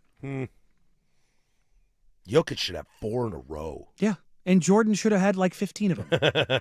LeBron should have 15 in a row, too. Yeah. It is weird when they do that. But it's the narrative thing. I know. I hate the narrative thing in the NBA so much. You know, Harden got one that way. Westbrook got one that way.